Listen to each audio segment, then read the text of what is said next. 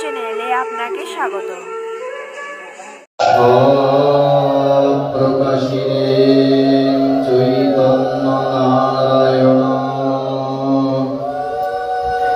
কলিযুগে সংকীর্তন ধর্ম পালিবারে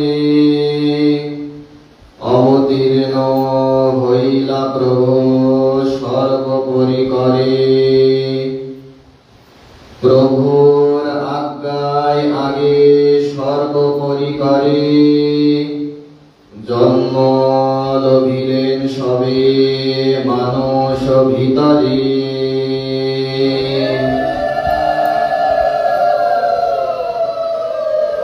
কলিযুগ পাবনাবতার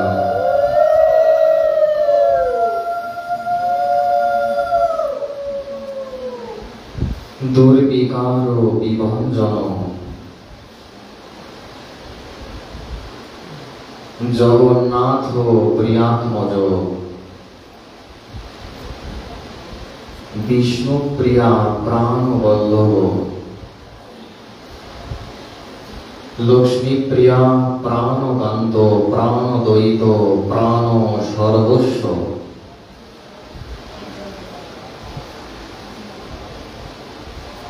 নিগমাগম তত্ত্ব ধূর্য বিপ্রলম্ভ রসনমাদি পরম কারণ্য রত্ন খনি প্রেম ভক্তি রসার্ণব শ্রী শ্রী নিতাই গৌরাঙ্গ মহাপ্রভুর পরমানুকম্পায় ব্রজ নবযুগদন্দ রাধা মাধবের অহৈতুকী করুণায় এই পাবনক্ষণে হরিকথার শুভারম্ভে অস্মদীয় শ্রী শ্রীল গুরু মহারাজের শ্রী চরণ শতদলে পরার্ধ প্রণতি তৎসহ সকল সন্তজন ভগবন্ত মহান্ত শ্রেষ্ঠজন পূজ্যজন মাননীয় জন মহামায়ার অংশ সম্ভদা ভক্তিমতী মাতৃমণ্ডলী সমস্ত জ্যেষ্ঠজন গুরুভ্রাতা গুরু ভগিনীগণ সহ প্রপূজ্য শ্রী চরণ শ্রীল মহান্ত মহারাজজি সকল শ্রোতৃমণ্ডলীর চরণ যুগল বারংবার বন্দনা করি।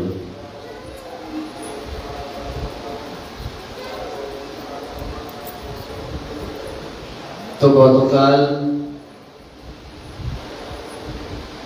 আমরা শ্রী শ্রী চৈতন্য শতকমের 20 সংখ্যক শ্লোক অবধি আস্বাদন করে এসেছি।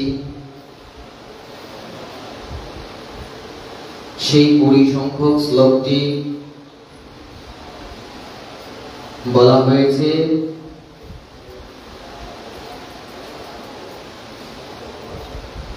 সুদীর্ঘ সুমনহর মধুর গন্ধি চন্দ্রাননম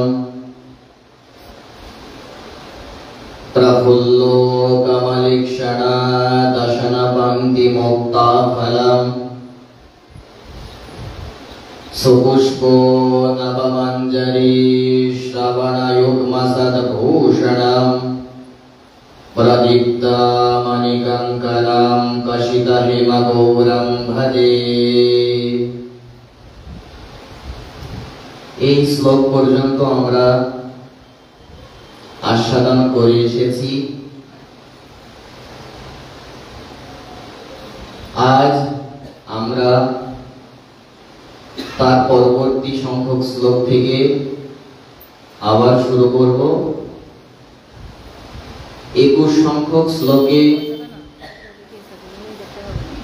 শ্রীল সার্বভৌম ভট্টাচার্য মহাশয় তিনি বলেছেন, আখিলা ভুবনলোকে প্রেম ভক্তি প্রকাশः। কি অপূর্ব বর্ণনা ওনার। সকাল কপট পূর্ণে জ্ঞানহীনে প্রপন্নে তবো চরণ সরজো তস্যং দেহি প্রভত্বম পতিতো তারণো নাম প্রাদুরাসিত যতস্তে।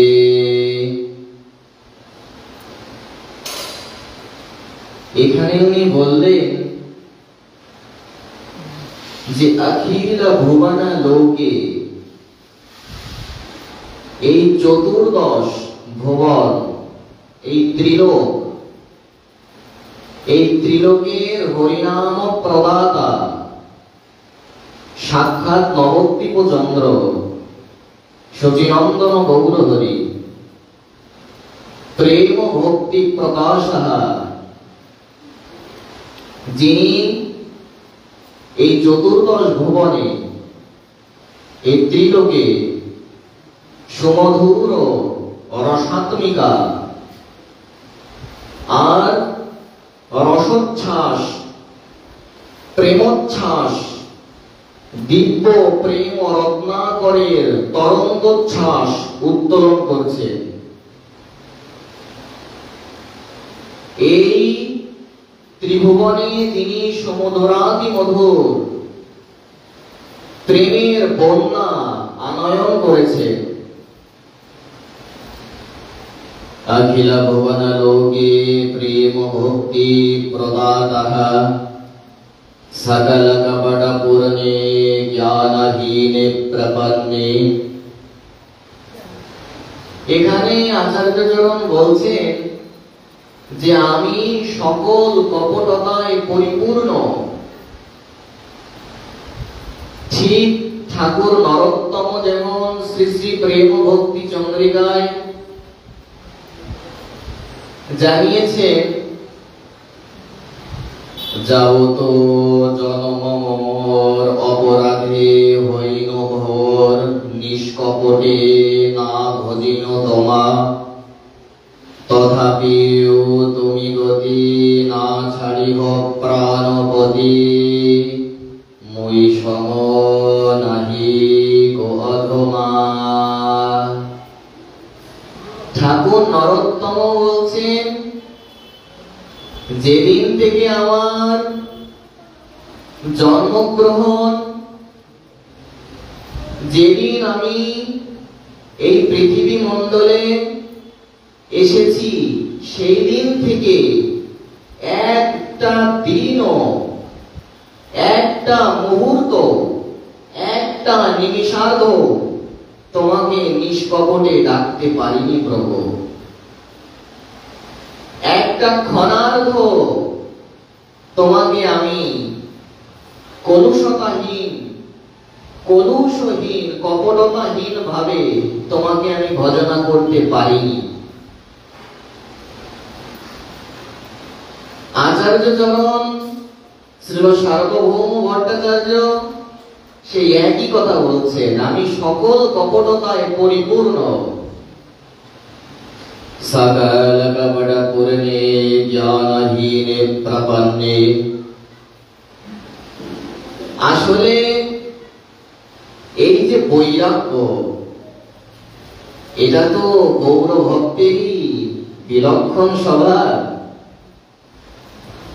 মহাপ্রভুর ভক্তগণের দুর্গম মহিমা, যাতে রামানন্দ রায়ের ভাব ভক্তি প্রেম সীমা।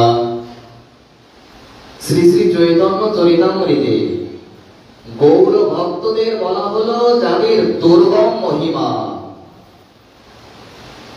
আবার অন্যত্র বলা হচ্ছে শ্রী শ্রী চৈতন্য চরিতামৃতে, মহাপ্রভুর ভক্তগণে বৈরাগ্য প্রধান, যাহা দেখি প্রীত হন গৌর ভগবান। গৌর ভক্তগণের এই অভূতপূর্ব এই বৈশিষ্ট্য যে তাদের মধ্যে সদা সর্বদা আতিপ্র উৎকণ্ঠা, ব্যাকুলতা, আকুলতা, তারা দৈন্যালঙ্কারে বিভূষিত, ভাবালঙ্কারে অলঙ্কৃত। সকল কপটপূর্ণে জ্ঞানহীনে প্রপন্নে তব চরণ সরজো দাস্যং দেহি প্রভত্বম। বলছেন, হে প্রভু, আমাকে তোমারও এই শ্রীচরণ যুগলের দাসত্ব প্রদান করো। তোমার ওই শ্রীচরণ তরিতে আমাকে আশ্রয় দাও, আমাকে দাস বলে অঙ্গীকার করো। এভাবে উনি প্রার্থনা জানাচ্ছেন। দাস্যং দেহি প্রভত্বম পতিততারণ নামো প্রাদুরাসিত যতস্তে। উনি বলছেন, যেহেতু তুমি দীনানুগ্রহ ব্যগ্র, তুমি কাঙাল বড় ভালোবাসো, দিনের অধিক দয়া করেন ভগবান। কুলীন পণ্ডিত ধনীর বড়ই অভিমান। তুমি তো দিনকে অতি সত্বর কৃপা করো, তো আমাকে তোমাকে যে কোনো প্রকারেই হোক প্রভু, আমার প্রতি তোমার অনুগ্রহ প্রকাশ করতেই হবে। এভাবে উনি বলছেন। পরবর্তী সংখ্যক শ্লোকে, অর্থাৎ 22 সংখ্যক শ্লোকে ভট্টাচার্য মহাশয় বলছেন, ঊর্ধ্বকৃত্যা ভুজদ্বয়ং করুণয়া সর্বং জনানদিশেৎ। রে রে ভাগবতং হরিং বদো বদো গৌর হরিঃ স্বয়ং। প্রেম্ণা নৃত্যতি হোংকৃতিং বিকুরুতে আহরবৈর্ব্যাকুলো। ভূমো লুণ্ঠতি মূর্ছতি স্বহৃদয়ে হস্তৌ বিনিক্ষিপ্যতি। এখানে কি বলছেন শেষ লাইনে? ভূমো লুণ্ঠতি মূর্ছতি স্বহৃদয়ে হস্তৌ বিনিক্ষিপ্যতি। কি অপরূপ বর্ণনা! বলছেন, যিনি ঊর্ধ্বকৃত্য ভুজদ্বয়ং, যিনি তার আজান বিলম্বিত ভুজযুগল আর ঊর্ধ্বে উত্তোলন পূর্বক নামানন্দে বিভোর হয়ে রয়েছেন। করুণায়া সর্বং জনানদিশেৎ, সকলের প্রতি করুণা প্রকাশ করছেন। প্রকাণ্ড শরীর, শুদ্ধ কাঞ্চন বরণ, আজান লম্বিত ভুজ, কমল লোচন। হরি বলি বাহু তুলি প্রেম দৃষ্টে চাই, করিয়া কলমশ নাশ প্রেমেতে ভাষায়। কি বর্ণনা! যার দর্শন মাত্রে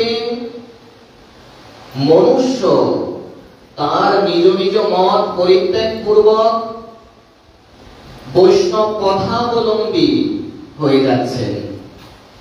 কেউ যদি রাম নাম জপ করতে থাকে, সে রাম নাম তৎক্ষণাৎ ভুলে গিয়ে তার মুখে কৃষ্ণ কৃষ্ণ কৃষ্ণ কৃষ্ণ কৃষ্ণ জপ হচ্ছে। সেই প্রকাণ্ড শরীর, শুদ্ধ কাঞ্চন বরণ, সুবর্ণ বর্ণ হেমাঙ্গো পরাঙ্গশ্চন্দনাঙ্গদি, সন্ন্যাস কৃচ্ছমঃ শান্তো শান্তি নিষ্ঠা পরায়ণঃ। মহাভারতে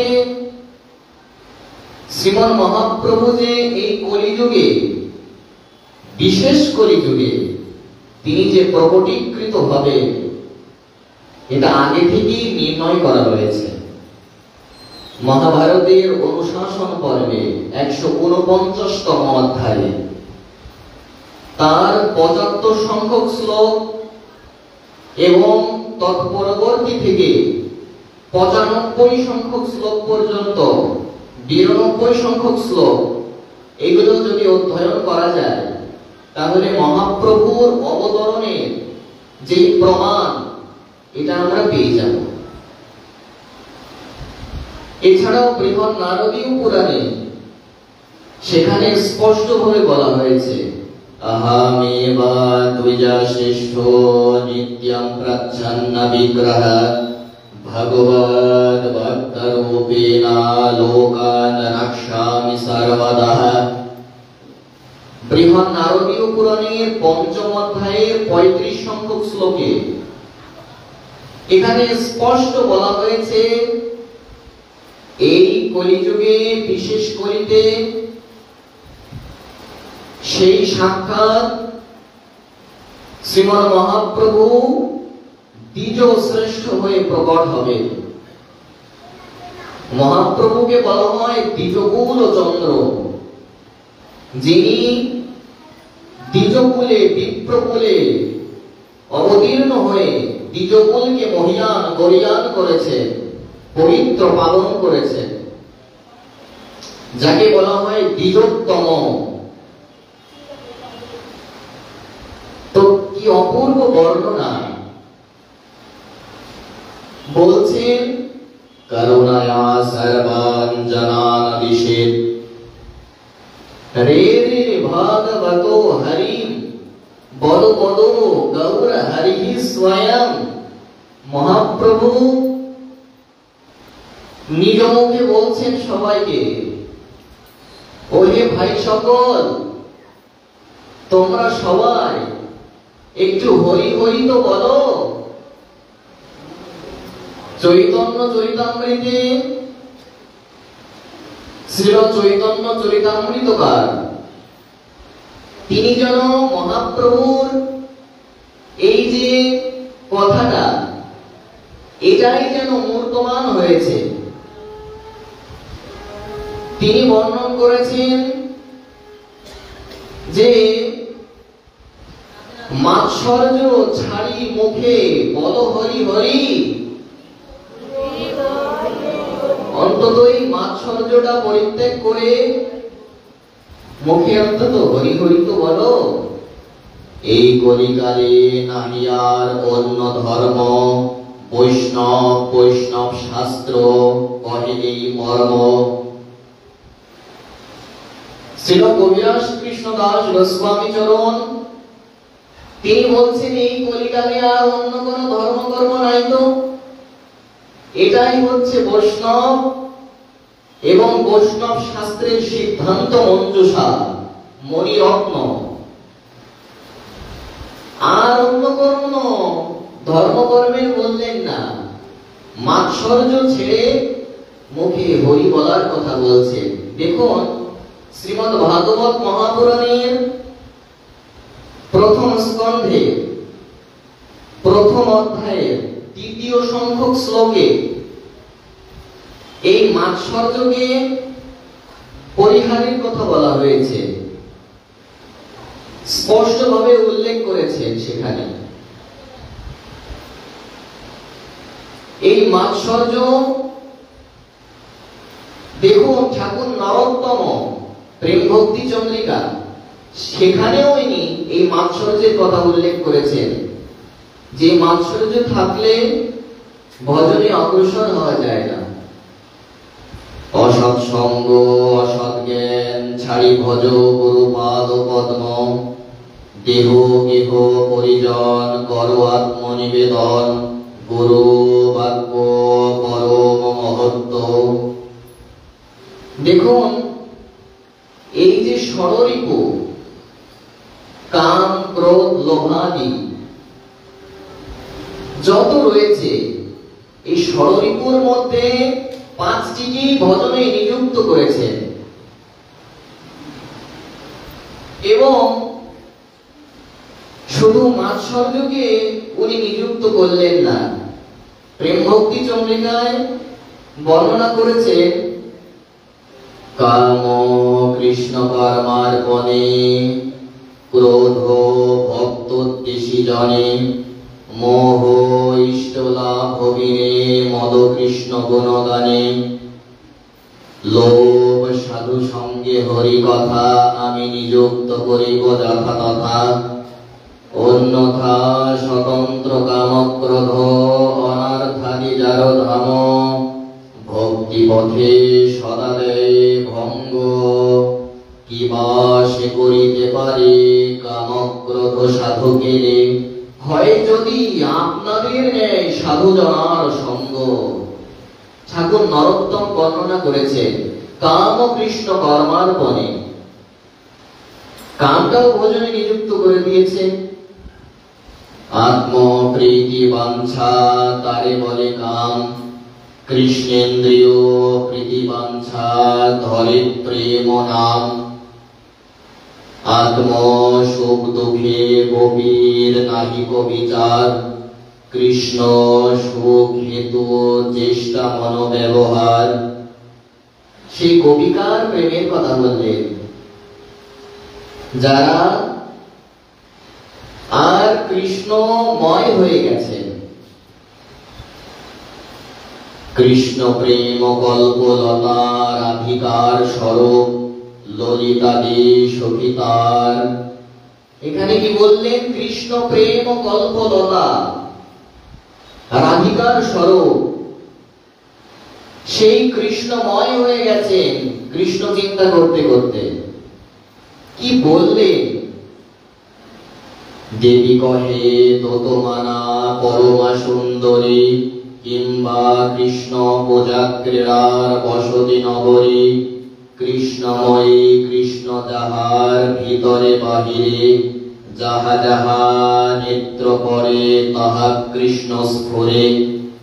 স্থাবর জঙ্গম দেখে না দেখে তার মূর্তি, সর্বত্র হয় তার নিজ ইষ্ট দেব স্ফূর্তি। যেখানে দেখছেন সেখানেই কৃষ্ণ, এখানেও কৃষ্ণ ওখানেও কৃষ্ণ, সর্বত্র কৃষ্ণ। সর্বম ব্রহ্ম ময়ম জগৎ, সর্বম বিষ্ণু ময়ম জগৎ। সর্বত্র ইষ্ট দেব স্ফূর্তি হচ্ছে। কি অপরূপ বর্ণনা! বললেন লোভ, এই যে ষড়রিপুর মধ্যে পাঁচটি রিপু, তার মধ্যে যে লোভ, এই লোভ দিয়েও ভজন হয়। সেটা কিভাবে? বললেন লোভটা সাধু সঙ্গে হরি কথার প্রতি যদি প্রযুক্ত হয় তবেই সার্থকতা। তবে এখানে রায় রামানন্দ চমৎকার একটা সিদ্ধান্ত দিয়েছেন।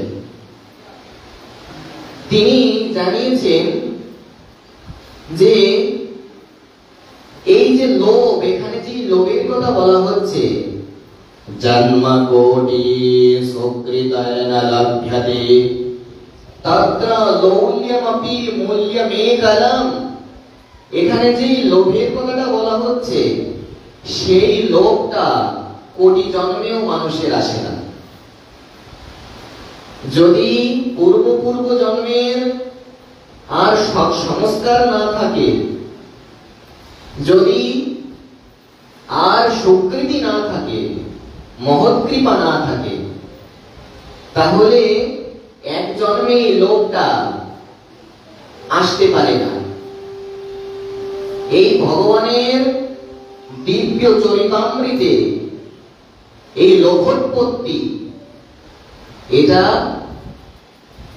অত্যন্ত সৌভাগ্যের এবং সুকৃতির বিষয়। দেখুন এখানে রায় রামানন্দ যে এই কথাটি বললেন, এই সিদ্ধান্তটি পদ্মপুরাণেও রয়েছে। পদ্মপুরাণে বলছেন, দুর্গা ভাইব কথা লোকে শ্রীমদ ভাগবতোদ্ভবা কোটি জন্মা সমুদ্ধেনা পুণ্যনৈবা দুলভ্যতে। এই যে হরি কথার প্রতি অভিরুচি, অভিনিবেশ, এটা আসতে আসতে আসতে কোটি জন্ম লেগে যায়। কোটি জন্মের সৌভাগ্য সুকৃতি না থাকলে ভগবানের কথা শোনার সৌভাগ্যামৃত ভাগ্যাকাশে দেদীপ্যমান হয় না। আমাদের ভাগ্যাকাশে যেন সাধু মহান্তের হরি কথার, যদি সাধু মহান্তগণ হরি কথারূপ প্রেম বৃষ্টি না করেন, যদি হরি কথার বৃষ্টি না করেন, তাহলে প্রেম ফল ফলবে কি করে? যদি চারা গাছ থেকে আমাকে ফল পেতে হয়, তার পরিচর্যার প্রয়োজন আছে কিনা? তার মূল প্রদেশে জল সিঞ্চনের প্রয়োজন আছে কিনা? সেই জল সিঞ্চন, এখানে জলটা কি? সাধু মহান্তগণ যে হরিকথার বৃষ্টি করেন, এ অমৃত অনুক্ষণ সাধু মহান্ত মেঘগণ বিশ্বদানে করে পরিশন, যাতে ফলে প্রেম ফল ভক্ত খায় নিরন্তর, তার শেষে জিয়ে জগজন। এ অমৃত করপান যার সমনাহিয়ান, চিত্তে করো সুদৃঢ় বিশ্বাস, যার গোবিন্দ পানে উল্লসিত তনু মনে হাসে গায় করোয় নর্তন। যে অমৃত পান বিনে দুর্বল জীবন ভক্তের, যে অমৃত ছাড়া কি অপরূপ বর্ণনা, কি বর্ণন মাধুর্য চৈতন্য চরিতামৃতে। না বড় কুতর্ক গর্বে অমিত্য গর্ব সাপর্বে, যাতে পড়িলে হয় সর্বনাশ। এই যে এখানে কুতর্ক, এই কুতর্ককে বলা হচ্ছে ভয়ঙ্কর গর্ত। যেন ভুল ক্রমেও এই দিব্য চরিত্রগুলোকে যেন কাল্পনিক বলে না মনে করি, এই সিদ্ধান্তগুলোকে যেন অমূলক বলে না মনে করি, যেন অযৌক্তিক বলে না মনে করি, তাহলে কুতর্করূপ ভয়ঙ্কর গর্তে আমি পতিত হব। এই সিদ্ধান্তগুলো এগুলো চিন্ময়। কেন? কারণ আমাদের সম্প্রদায়ের রসাচার্য গৌড়ীয় বৈষ্ণব সম্প্রদায় আচার্যকুল সম্রাট, অস্মৎ সম্প্রদায় আচার্য বরদাগ্রগণ্য শ্রীমৎ রূপ গোস্বামী চরণ, তিনি তার শ্রী শ্রী ভক্তি রসামৃত সিন্ধু গ্রন্থে এ কথাই তো বললেন, অচিন্ত্যা খলু য়ে ভাবানতাঃ সর্গেন যোজয়েৎ প্রকৃতিভ্যো পরম যৎ তচ্চিন্তস্য লক্ষণম। অচিন্তনীয় বিষয়ে কখনো তর্কে জড়াবে না, তাহলে প্রেম ভক্তি পেতে অনেক বিলম্ব হবে। এজন্য কি অপূর্ব বর্ণন করেছেন। দেখুন, ভাগবতের প্রথম স্কন্ধের প্রথম অধ্যায়ের দ্বিতীয় শ্লোকে যেখানে এই মাৎসর্যের পরিত্যাগের কথা বলা হয়েছে, সেই শ্লোকে কি অপূর্ব মহিমা। দেখুন, সত্যরিত্यो অবরুদ্ধোতে অত্র পৃথিবীঃ শুশ্রূষোভিস্তৎক্ষণাৎ। বললেন, কোন ব্যক্তি যেই মুহূর্তে এটা স্মরণ মাত্র করে যে আজ ধরুন এই মহাপ্রভুর জন্মস্থানে হরি কথা হচ্ছে, আজ আমি মহাপ্রভুর জন্মস্থানে হরিকথা শুনতে যাব, এই অভিলাষ আমৃত করা মাত্র সেই মুহূর্তে গোবিন্দ হৃদয়ে অবরুদ্ধ হয়ে যান, সেই মুহূর্তে তিনি হৃদয়ে আটকা পড়ে যান। ভাগবত সিদ্ধান্ত, কি সিদ্ধান্তের ঝঙ্কার উঠিয়েছে।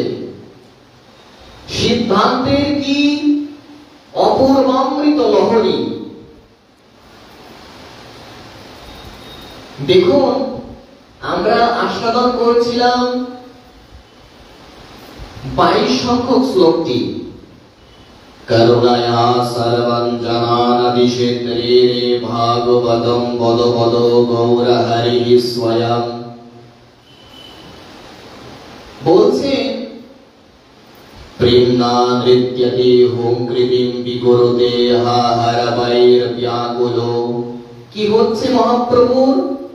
বললেন, তিনি প্রেমামৃত হয়ে, যার প্রেম ও বিকার দশায় যিনি মূর্ছা দশা প্রাপ্ত হচ্ছে, যিনি মূর্ছিত হয়ে আর ভূমিতলে গড়াগড়ি যাচ্ছেন,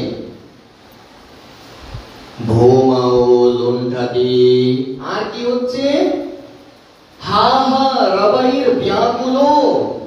আরে বাবা, বলছেন যিনি সব সময় হাহাকার করেছে, যিনি সব সময় এই হাহাকার করছে, আমাদের এগুলোই তো কণ্ঠহার। সেই আকুলতা ব্যাকুলতা মহাপ্রভু তো আচরণের মূর্তিমন্ত প্রকাশ, উনি মূর্ত স্বরূপ। আচার করো হে কেহ প্রচার না করে, প্রচার করো হে কেহ আচার না করে, আচার প্রচার নামের দুই করহ কার্য, তুমি সর্বগুরু, তুমি জগতের আর্য। আসলে আচারটা তো 50 আর প্রচারটা 50, এই দুই মিলে 100, কিন্তু মাতৃশ অযোগ্যা নামের আর বহির দিকে পাচ্ছে প্রকাশ হচ্ছে যে প্রচারে 50, কিন্তু আচার যদি শূন্য হয় তাহলে এটা বিড়ম্বনা হবে, প্রতারণা হবে, জীবনে কোটি মাইল যেতে হবে, অথচ নিজেকে আমি ভাবছি আমি কত বড় সাধু, আমি অমুক মহারাজজি, আমি মহারাজাধিরাজ, আমি অমুক, আমি তমুক। এই সব অহংকার, সব দম্ভ, দম্ভই দম্ভ, অহংকারই অহংকার, ছলনাই ছলনা, কপটতাই কপটা, আত্মপ্রবঞ্চনা। শ্রীল গুরু মহারাজের শ্রীমুখে শুনেছিলাম, বাবা এইভাবে বলছিলেন, জীবনে কত দূর যেতে হবে আর নিজেকে মনে করছি আমি কত বড় সাধু।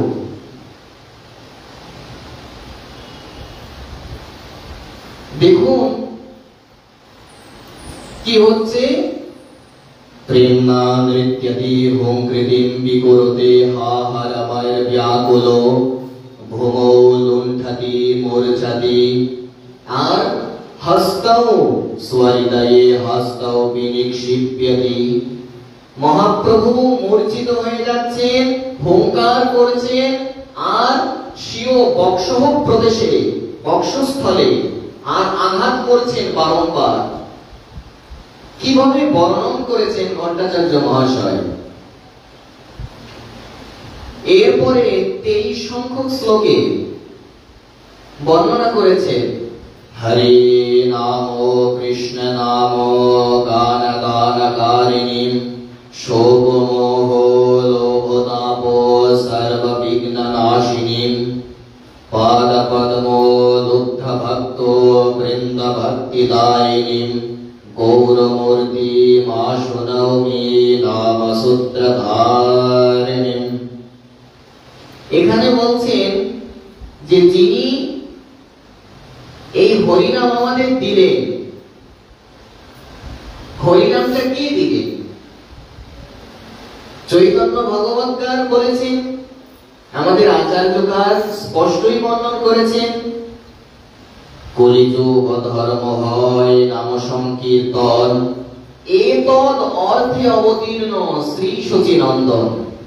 এই হরে কৃষ্ণ মহামন্ত্র এটা প্রকাশ কে করলেন? সেই চৈতন্য ভাগবতে শ্রীল ব্যাসাবতার বৃন্দাবন দাস ঠাকুর। তিনি কি বললেন? জয় জয় হরে কৃষ্ণ জয় জয় নিজ ভক্তি গ্রহণ বিলাস বৈরাগ্য বিদ্যা নিজ ভক্তি যোগঃ শিক্ষার্থমেকঃ পুরুষঃ পুরাণঃ। এটা সার্বভৌম ভট্টাচার্য বলছে। দেখুন, এই হরিনাম মহামন্ত্র যিনি প্রকাশ করলেন, শুধু প্রকাশই করলেন না, বললেন যে এই হরিনামের ভেতরে যিনি ব্রজভক্তিকে সংমিশ্রণ করেছেন, রাধা ভক্তির সংমিশ্রণ করেছেন, সেই রাধার ভাব লইয়া চৈতন্যাবতার যুগ ধর্ম নাম প্রেম করিলা প্রচার। সেইভাবে নিজ বাঞ্ছা করিল পূরণ, অবতারের এই বাঞ্ছা মূল কারণ। শ্রী শ্রী চৈতন্য চরিতামৃতে কি অপূর্ব বর্ণনা! যিনি রাধা ভাবোদ্যুতি সুবলিত তনু, যিনি এই হরিনাম প্রকাশ করলেন। দেখুন, এখানে একটা অপূর্ব সিদ্ধান্ত রয়েছে। সেটা হচ্ছে, যেহেতু পূর্ব হতে আমাদের শাস্ত্রে এই হরে কৃষ্ণ মহামন্ত্রের উল্লেখ রয়েছে, সেহেতু মহাপ্রভু যদি নাও আসতেন, হরিনাম আমরা পেতাম বটে, কিন্তু হরিনামের মধ্যে এই ব্রজভক্তি পেতাম কি? এটা বঞ্চিত হতে হতো আমাদের। এটাই বড় বিলক্ষণ বৈশিষ্ট্য। দেখুন, এই যে হরে কৃষ্ণ মহামন্ত্র আমরা জপ করছি, এই হরে কৃষ্ণ মহামন্ত্র, এটার প্রমাণ আমাদের শাস্ত্রে ইতিমধ্যে রয়েছে। এই যে হরে কৃষ্ণ মহামন্ত্র, অনেকে প্রশ্ন তোলেন। কি প্রশ্ন? এত নাম যজ্ঞ, এত সংকীর্তন, এত হরিনাম, বাবা কোন শাস্ত্রে দেখাতে পারবে কি এই হরে কৃষ্ণ মহামন্ত্র আছে কিনা? তো এটা আমাদের বেদেই আছে, এই হরিনাম। তবে বেদে এটা সরাসরি নেই, এটা উপনিষদ ভাগে আছে। বেদের তো 4টে বিভাগ, মন্ত্র, ব্রাহ্মণ, আরণ্যক এবং উপনিষদ। সেই 4টে বিভাগের মধ্যে যেটি হচ্ছে উপনিষদ বিভাগ, যেটি হচ্ছে বেদের জ্ঞানকাণ্ড, সেই উপনিষদের মধ্যে একটি উপনিষদ হচ্ছে কলি সন্তরণ উপনিষদ। আমাদের সব মিলিয়ে 2 শতাধিক উপনিষদ রয়েছে। তবে মুক্তিক উপনিষদানুসারে 108টি উপনিষদকে প্রধান বলা হয়েছে, এবং সেই 108টি উপনিষদের মধ্যে আবার 12টি উপনিষদকে প্রধান বলা হয়েছে। তো যাই হোক, যেটি হচ্ছে কলি সন্তরণ উপনিষদ, সেখানে এই হরে কৃষ্ণ মহামন্ত্রের উল্লেখ রয়েছে। তবে হরে কৃষ্ণ মহামন্ত্র কিভাবে শুরু হচ্ছে দেখুন। হরে রাম রাম রাম হরে হরে, হরে কৃষ্ণ কৃষ্ণ কৃষ্ণ হরে হরে। এখানে এখন প্রশ্ন আসতে পারে যে তাহলে আমরা কি ভুল জপ করছি? দেখুন কি অপূর্ব সিদ্ধান্ত। আমাদের বেদ বলছে যে হরে রাম দিয়ে শুরু হবে, কিন্তু আমরা শুরু করছি হরে কৃষ্ণ দিয়ে। তাহলে এই রহস্যটা কি? বললেন, যেহেতু শ্রুত্যুক্ত বিধানে সবার অধিকার নেই, যেহেতু বেদমন্ত্রে শ্রুতি মন্ত্রে সকলের অধিকার নেই, এই জন্য তন্ত্রোক্ত মন্ত্র এবং পুরাণোক্ত মন্ত্রে সবার অধিকার রয়েছে। এটা কেন বলা হচ্ছে? কারণ আমাদের বিশেষ করে তন্ত্রশাস্ত্র, যেটা এই তন্ত্রশাস্ত্রকে বলা হয় আগম শাস্ত্র। 2 প্রকারিত শাস্ত্র, একটি হচ্ছে নিগম, যেটি হচ্ছে বেদ, আর একটি হচ্ছে আগম। এই আগম হচ্ছে তন্ত্রশাস্ত্র। এই তন্ত্রশাস্ত্রের মধ্যে একটি হচ্ছে রাধা তন্ত্র। সেই রাধা তন্ত্রের দ্বিতীয় পটলে দেখবেন আমাদের যেমন বিভিন্ন শাস্ত্রের গ্রন্থে অধ্যায় আকারে থাকে, বিভিন্ন তন্ত্রে ওই অধ্যায়কে পটল বলা হয়। তো সেই রাধা তন্ত্রের দ্বিতীয় পটলে 29 সংখ্যক শ্লোকে সেখানে এইভাবে মহামন্ত্র রয়েছে, হরে কৃষ্ণ কৃষ্ণ কৃষ্ণ হরে হরে, হরে রাম রাম রাম হরে হরে। এই তো গেল তন্ত্রের প্রমাণ যে কেন আমরা হরে কৃষ্ণ দিয়ে শুরু করছি। এইবার পুরাণোক্ত প্রমাণও রয়েছে। কোন পুরাণ? ব্রহ্মাণ্ড পুরাণ। ব্রহ্মাণ্ড পুরাণে যেটি হচ্ছে রাধা হৃদয় খণ্ড, দেখবেন ব্রহ্মাণ্ড পুরাণ তো অনেক সংস্করণ রয়েছে, বিভিন্ন সংকলক রয়েছে, অনেকেই সম্পাদন করেছেন। তো যেটি হচ্ছে রাধা হৃদয়, সেই ব্রহ্মাণ্ড পুরাণের 6ষ্ঠ অধ্যায়ের 55 সংখ্যক শ্লোকে এইভাবে মহামন্ত্র রয়েছে, হরে কৃষ্ণ কৃষ্ণ কৃষ্ণ হরে হরে, হরে রাম রাম রাম হরে হরে। এই জন্য আমরা সকলেই এই হরিনামটা হরে কৃষ্ণ দিয়ে শুরু করি। এটাই হচ্ছে রহস্য। তো অনেকের একটু সন্দেহ হতে পারে যে বাবা আমি কি দোষ করলাম যে আমার শ্রুতি মন্ত্রে অধিকার নেই? আমি কি অশুদ্ধ? আমি কি অযোগ্য? আমি কেন পারবো না শ্রুতি মন্ত্র উচ্চারণ করতে? আমি কি অসমর্থ?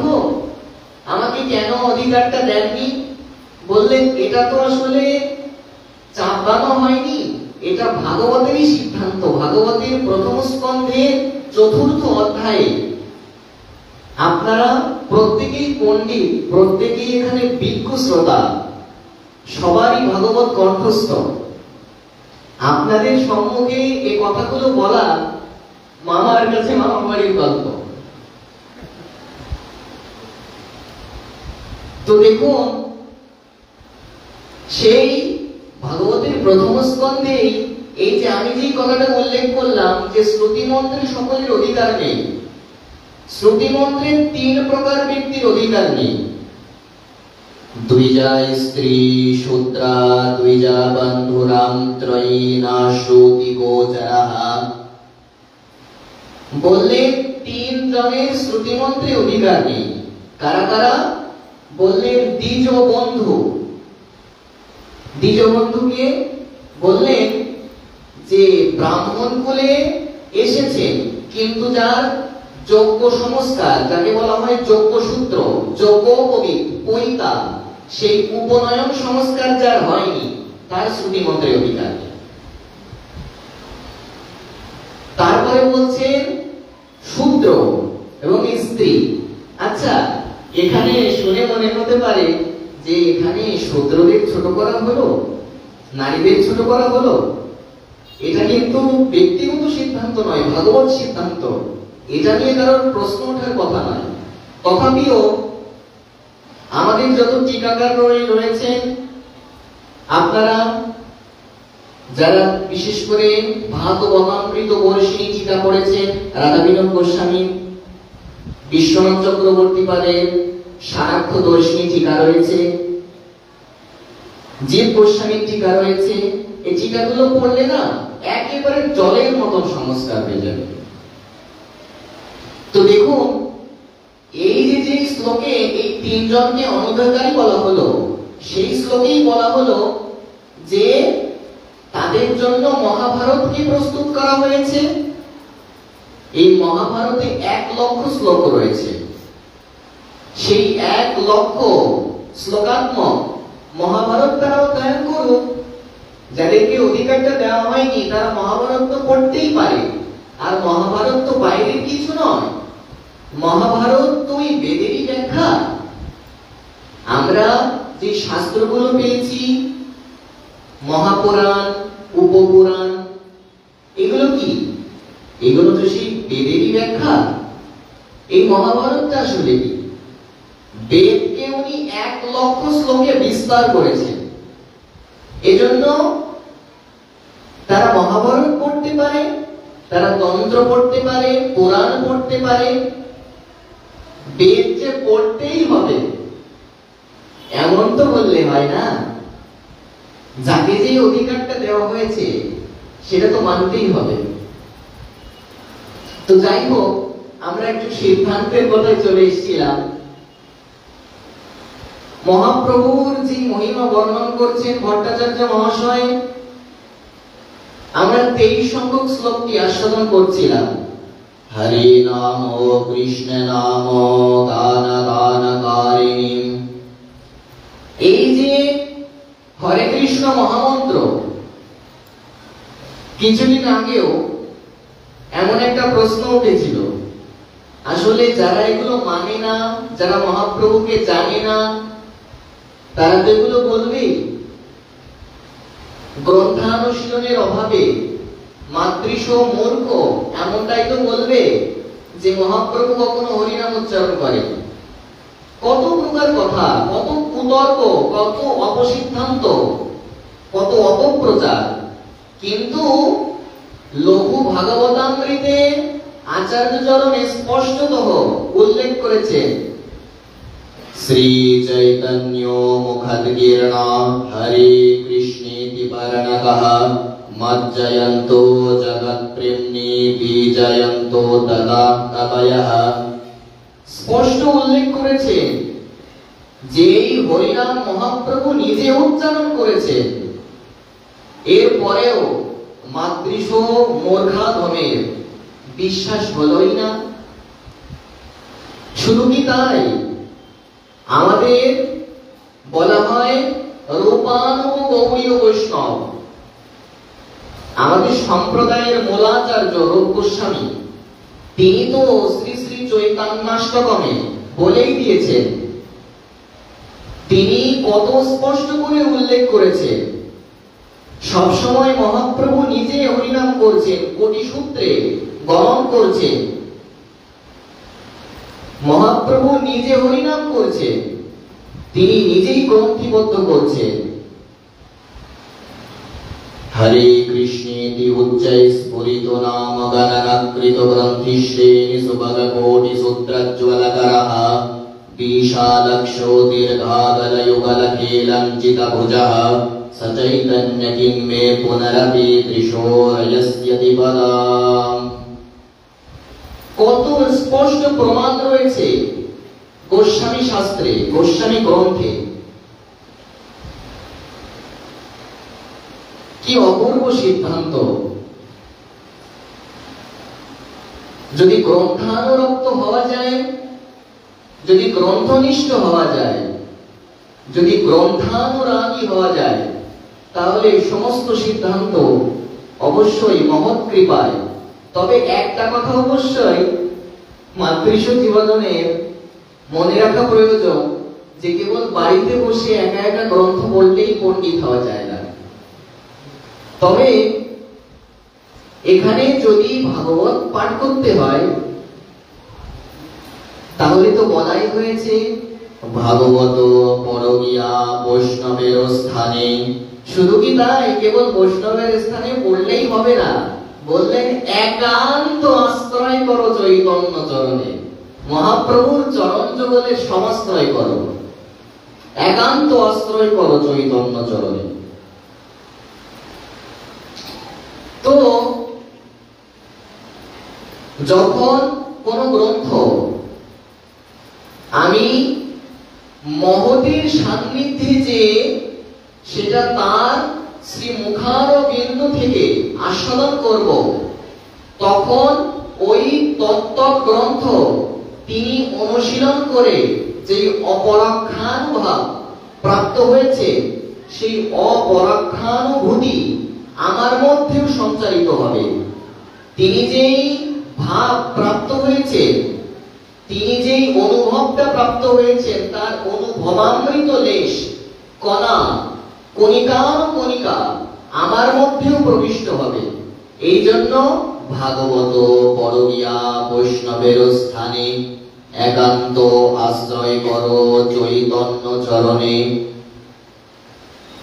বললেন শুধু চৈতন্য চরণ যখন আশ্রয় করবে, যখন বৈষ্ণবের সান্নিধ্যে সন্নিকটে যে ভাগবত অধ্যয়ন শ্রবণ কীর্তন করবে, তখন কি হবে?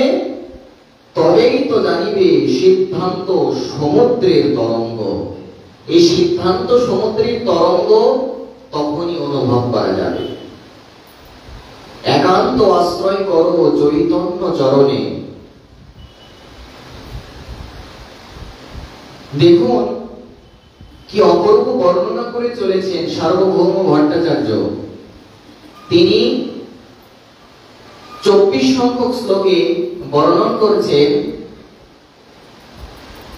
মালতী মল্লিকা দামবদ্ধ কুঞ্চিত কুন্তলম ভালাদ্যাম তিলকাম গণ্ডাম রত্নকুণ্ডলমণ্ডিতম। উনি বলছেন যে মালতী মল্লিকা দামবদ্ধ কুঞ্চিত কুন্তলম, আর যার কুন্তল রাজি। এখানে কি বর্ণন করা হচ্ছে? মালতী মল্লিকা দামবদ্ধ আবদ্ধ, যার কেশরাজি কুন্তিল কুন্তল কেশরাজি। মালতী মল্লিকা দামবদ্ধ কুঞ্চিত কুন্তলম এবং ভালাদ্যাম তিলকম গণ্ডাম রত্নকুণ্ডলমণ্ডিতম।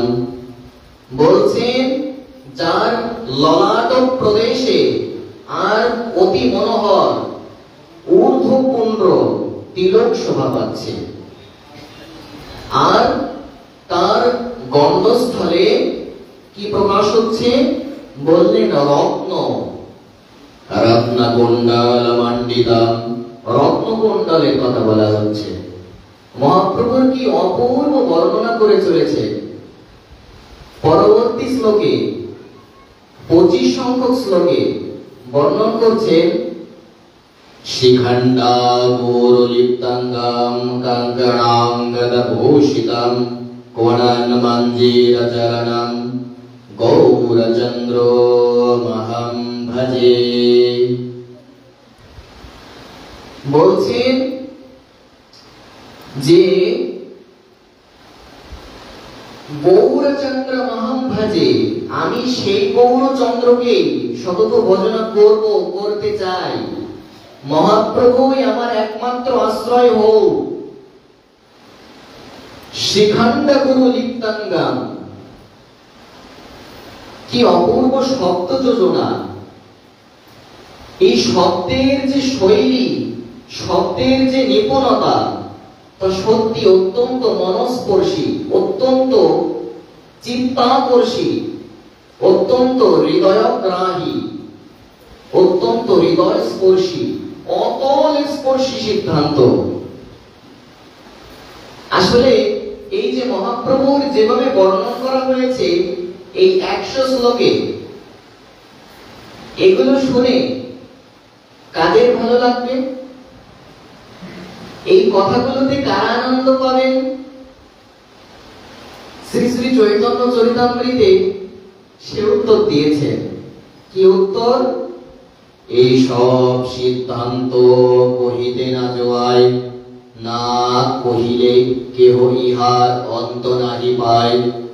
অতএব কহিয়ে কিছু করিয়া নিগুড়, বুঝিবে রসিক ভক্ত, না বুঝিবে মোর।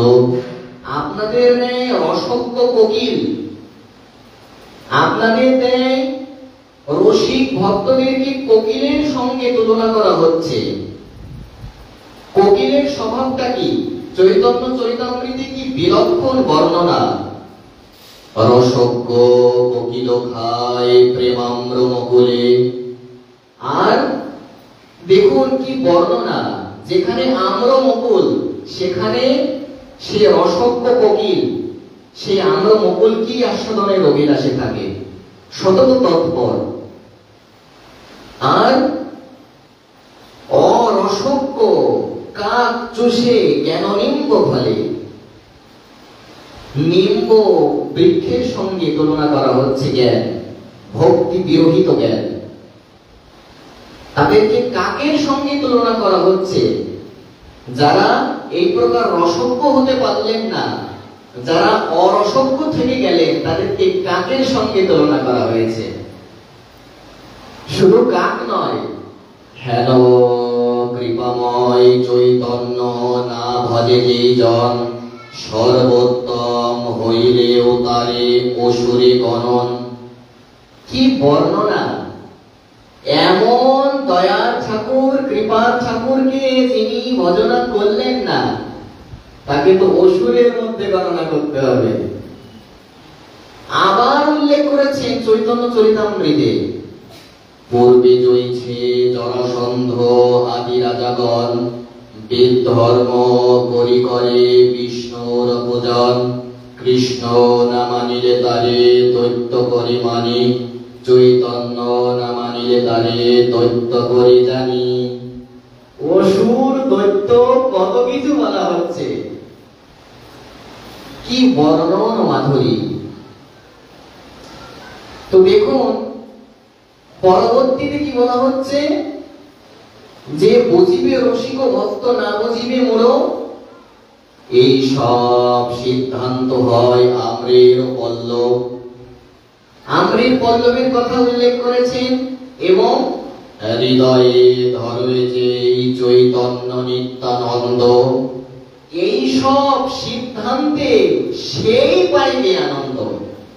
নিতাই চৈতন্য যাদের প্রাণধন, আর রাধা কৃষ্ণ ভজন বিনু যারা নাহি জানে অন্য, তাদের নিকটই তো এগুলো আর একমাত্র জীবনালঙ্কার হবে। তাদেরই তো চিত্ত স্পর্শ করবে, তাদেরই তো আনন্দোচ্ছ্বাসে, তারাই তো হর্ষোৎফুল্ল হবে, তারাই তো আনন্দোৎফুল্ল হবে। এই হর্ষোৎফুল্লতা তাদের মধ্যেই দেখা যাবে, তাদের মধ্যেই প্রতিভাত প্রতীয়মান প্রকটিত হবে। হৃদয়ে ধরে যে চৈতন্য নিত্যানন্দ, এই সব সিদ্ধান্তে সেই পাইবে আনন্দ। এই সব সিদ্ধান্ত হয় আম্রের পল্লব, ভক্তগণ কোকিলের সর্বদা বল্লভ, অভক্ত উষ্ট্রের ইথে না হয় প্রবেশ, তবে মোর চিত্তে হয় আনন্দ বিশেষ। চৈতন্য চরিতামৃতে কি বর্ণনা করেছে! অভক্তরা কি বুঝবে এটা? এই রসে রসায়িত না হলে কি বুঝবে? তো যাই হোক, আমরা 25 সংখ্যক শ্লোকটা আস্বাদন করছিলাম। 26 সংখ্যক শ্লোকে বর্ণনা করেছেন মধুরাম মধুরাম কনকাভদনোম অরুণস্বর সৎপরিধেয়মঃ জগদেক শুভাম সকলৈক পরাম করুণাপ্রবরাম ভজতাম পরমাম। এখানে বলছেন মধুরাম মধুরাম কনকাভদনোম, যার তনুটা কেমন বললেন? অতীব মনোহর, অতীব মধুরাতি মধুর, অতীব মধুর বলা হচ্ছে। কনকাভদনোম সৎপরিধেয়মঃ,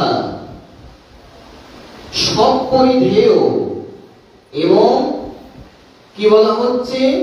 অরুণস্বর, যিনি পীতাম্বর পরিত্যাগ পূর্বক, যিনি অরুণ বর্ণ বসন, যার কোটি দেশে সুশোভিত হচ্ছে, যিনি অরুণ বর্ণ বসন পরিধান করেছেন।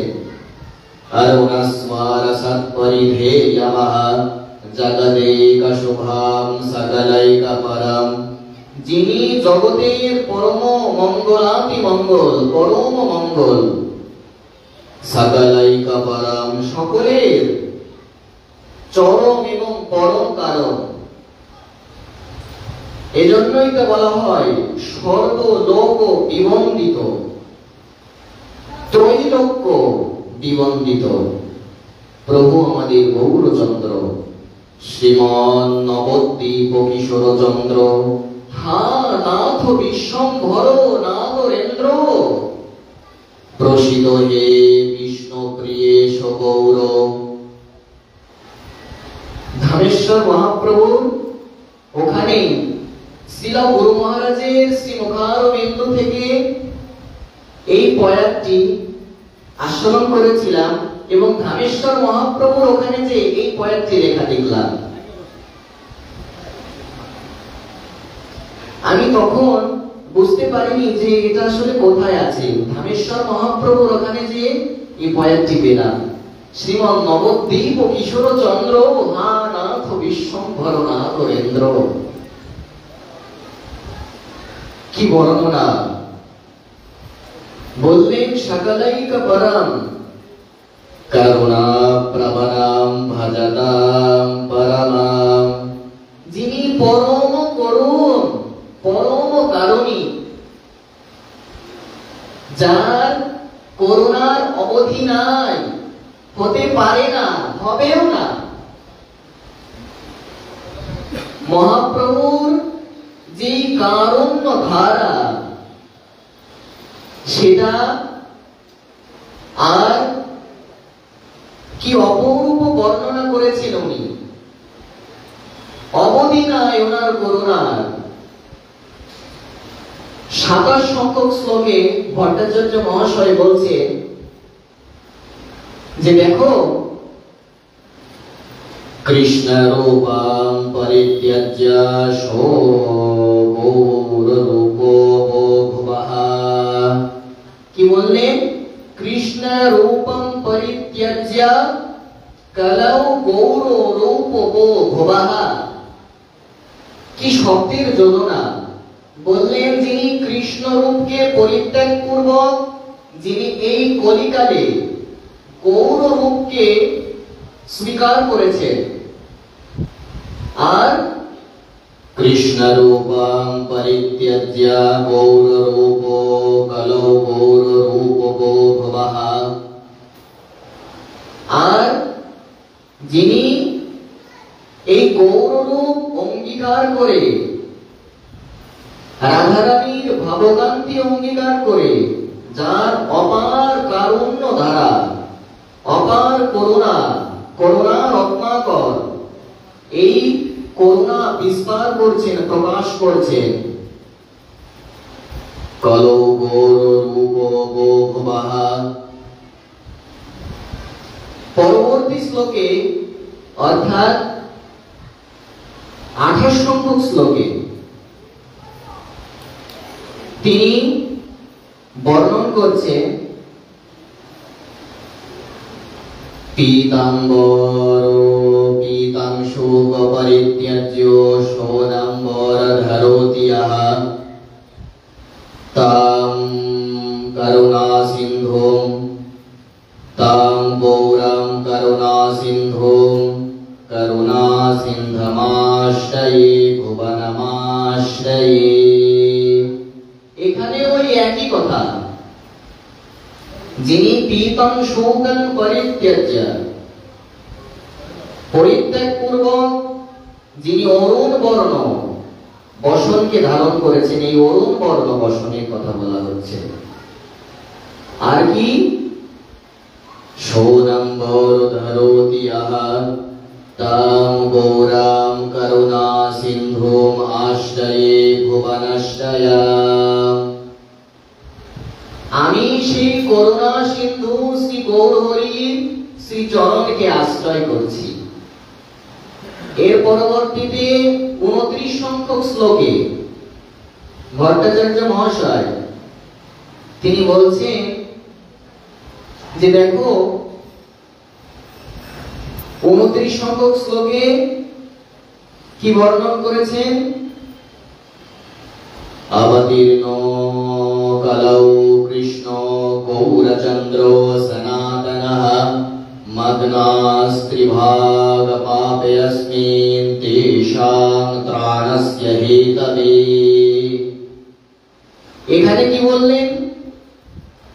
বললেন এই কলিযুগে শ্রী চৈতন্য চন্দ্র অবতীর্ণ হয়ে আর কি করলেন? বললেন মগ্নাস ত্রিভাগ পাপে অস্মি, 4 ভাগের 3 ভাগই তো পাপে পরিপূর্ণ হয়ে গেছে কলিযুগে। তাদের উদ্ধার কল্পে সাক্ষাৎ স্বয়ং সচিনন্দন গৌর হরি আর প্রকাশ করলেন নিজেকে।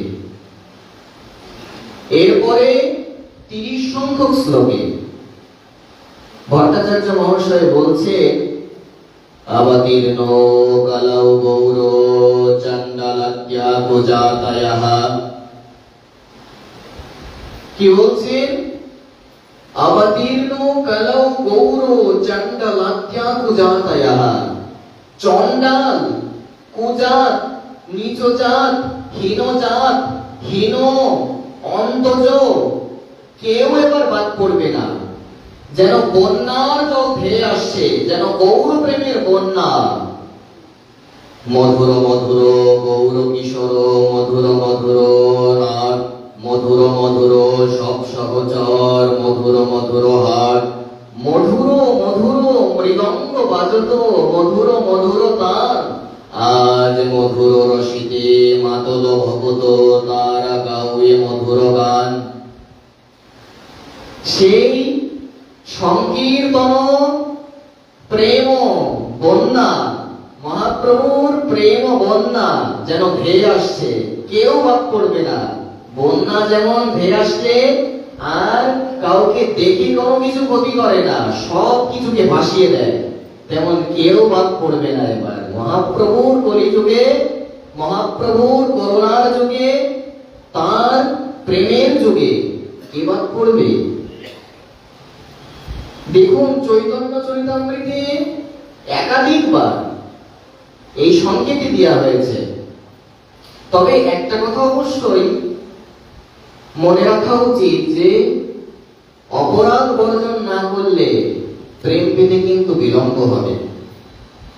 হেন প্রেম শ্রী চৈতন্য দিলা যথা তথা, জগাই মাথাই পর্যন্ত অন্যের কা কথা। আরে বাবা, জগাই মাথাই পর্যন্ত প্রেম পেয়ে গেল, আমি পাবো না কেন? বলেন যদি অপরাধটা পরিত্যাগ করতে পারি তো কোটি জন্ম দরকার হবে না, এ জন্মেই পাবো। সেই অপরাধটা ছাড়তে পেরেছি কি? সেই সেবাপরাধ, নামাপরাধ, ধামাপরাধ, বৈষ্ণবাপরাধ পরিত্যাগ করতে পেরেছি কি? আমি পরিত্যাগ করতে সক্ষম সমর্থ হয়েছি কি? অপরাধ তত্ত্বজ্ঞান আমার মধ্যে সঞ্চারিত হলো কি? কবে হবে আর? কবে সিদ্ধান্ত জ্ঞান হবে আর? কবে সেই অপরাধের প্রতি সতর্ক হব? বৈষ্ণব দেখিয়া চরণে পড়িব, হৃদয়ের বন্ধু জানি। বৈষ্ণব দেখে যেই সম্মান,